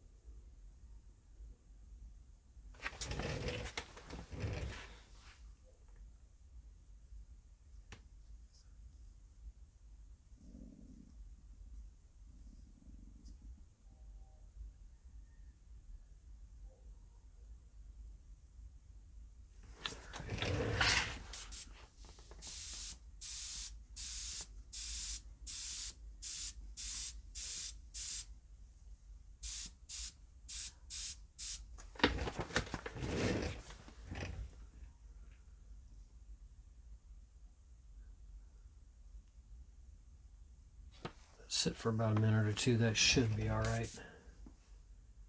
Gold toner, you can't go on too heavy, or it'll look like you've been sitting out in the sun all day.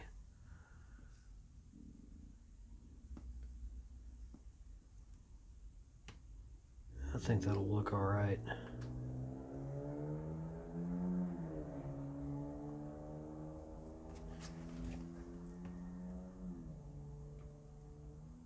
A little bit of warmth in the skin tone, but not too overdone.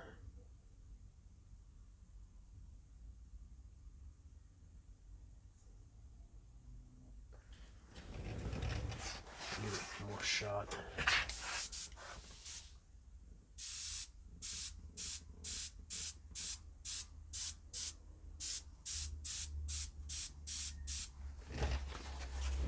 I'm missing this from about 6 to 8 inches away. So, yeah, I think that'll be all right.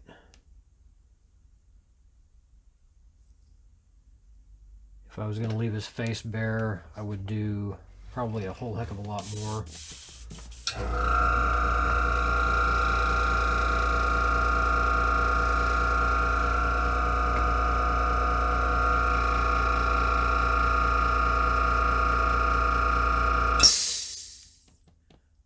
since I am doing the black and white face paint, I'm not going to worry too much about that.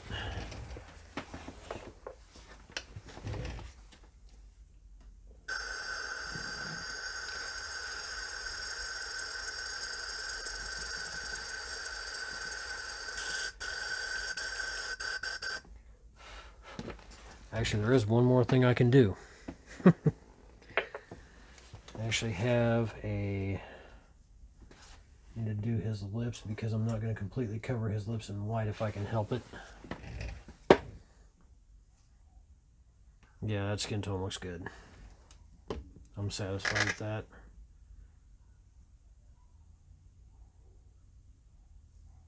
So I'll go ahead and get the Createx Natural Lip. This is another Lifelines color. It's one of the best shade colors for lips that I've seen. I was kind of surprised the first time I tried it. And it's one of those paints where you can go too heavy or too damn dark, too light or too dark. So thinning it down and applying it as a wash is definitely a must.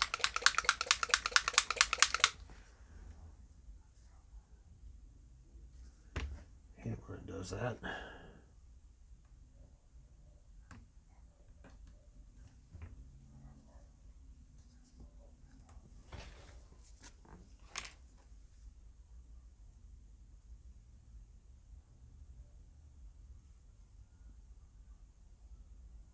It's got just enough life in that skin, but not too pale.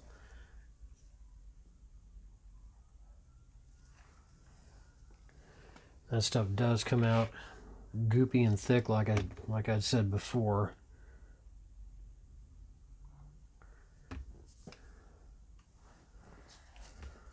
So you definitely have to reduce it to get to flow through an airbrush.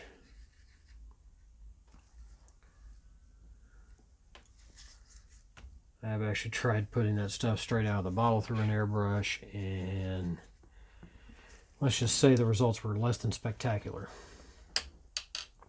So that is definitely one of those paints where reducing it is a requirement, not an option.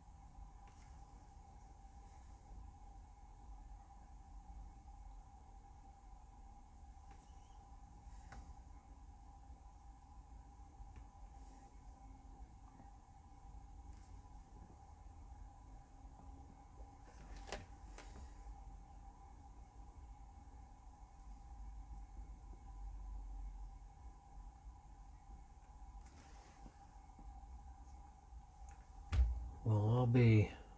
Never noticed it on this 3D print before, but it actually 3D printed his eyes as well. Damn. It made things a little bit easier when it comes to rendering the eyes. It won't be a lot of detail with his eyes, but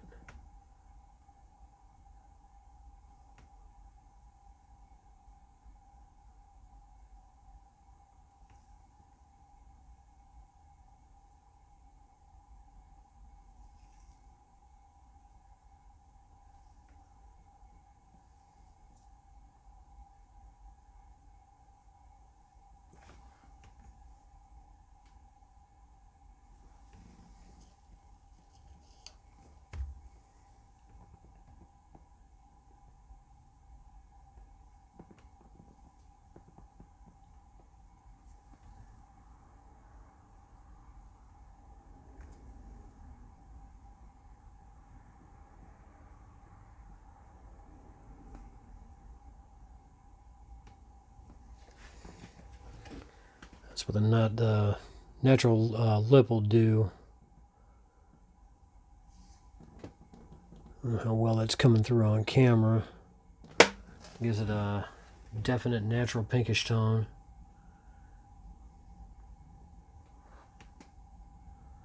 So I'll leave that as is.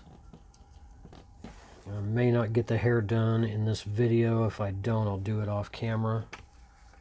Be basic black or possibly blackish brown. I'm not sure exactly how I'm going to go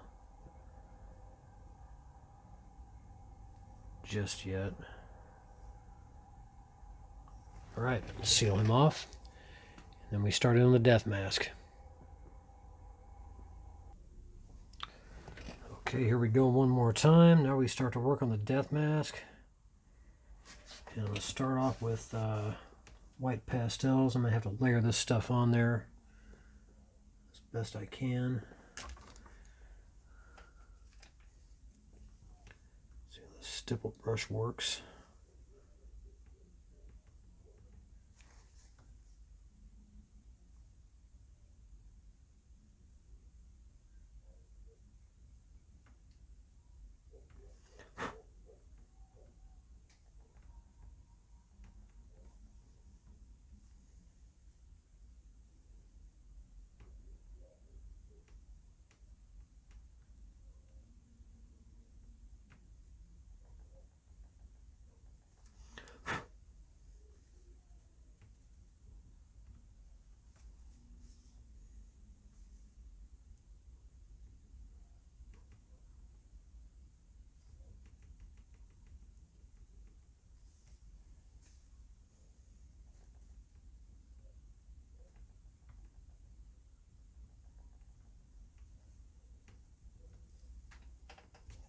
Not turning out how I was hoping.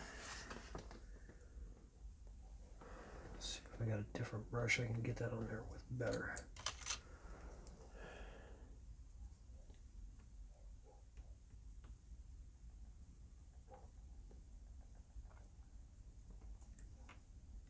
I really do not want to use paint to do this.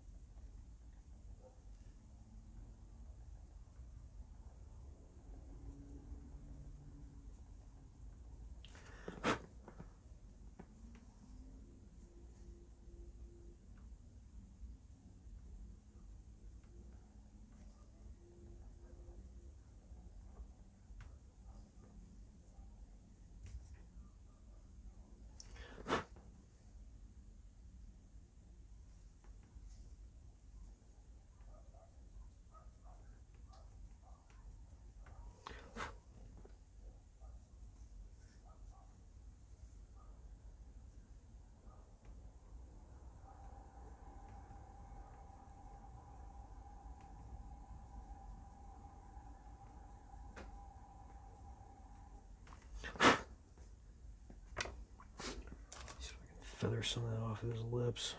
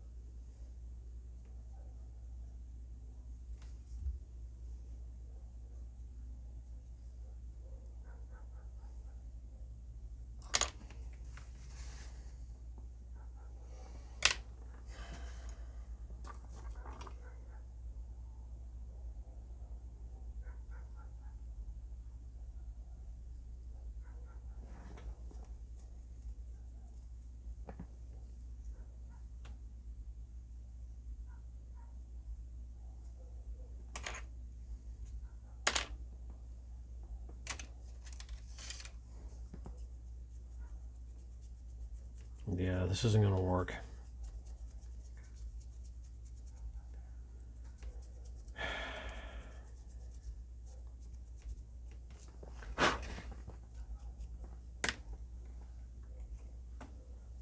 Thought pastels would work, but obviously that's not going to be the case.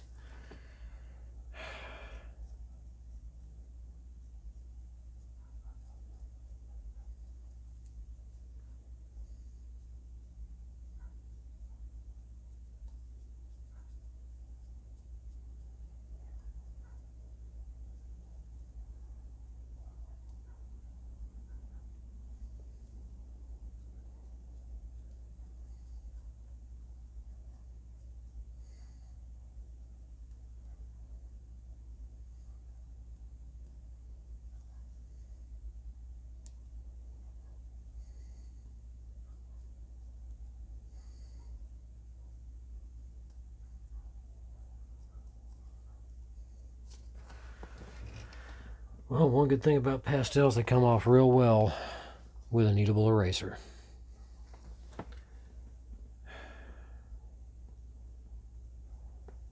Just got to figure out how I'm going to make that work.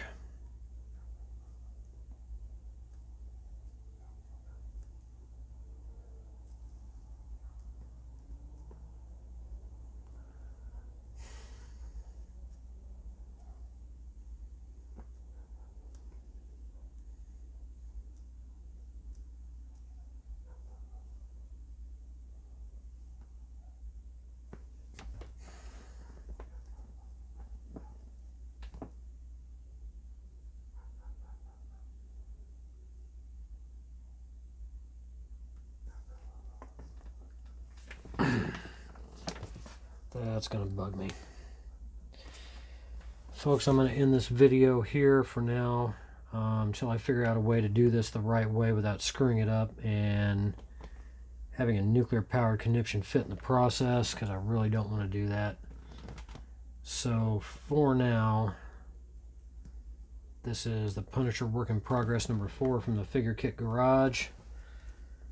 I will see you next time around with a hopefully completed portrait. Stay healthy, stay safe, build a kit.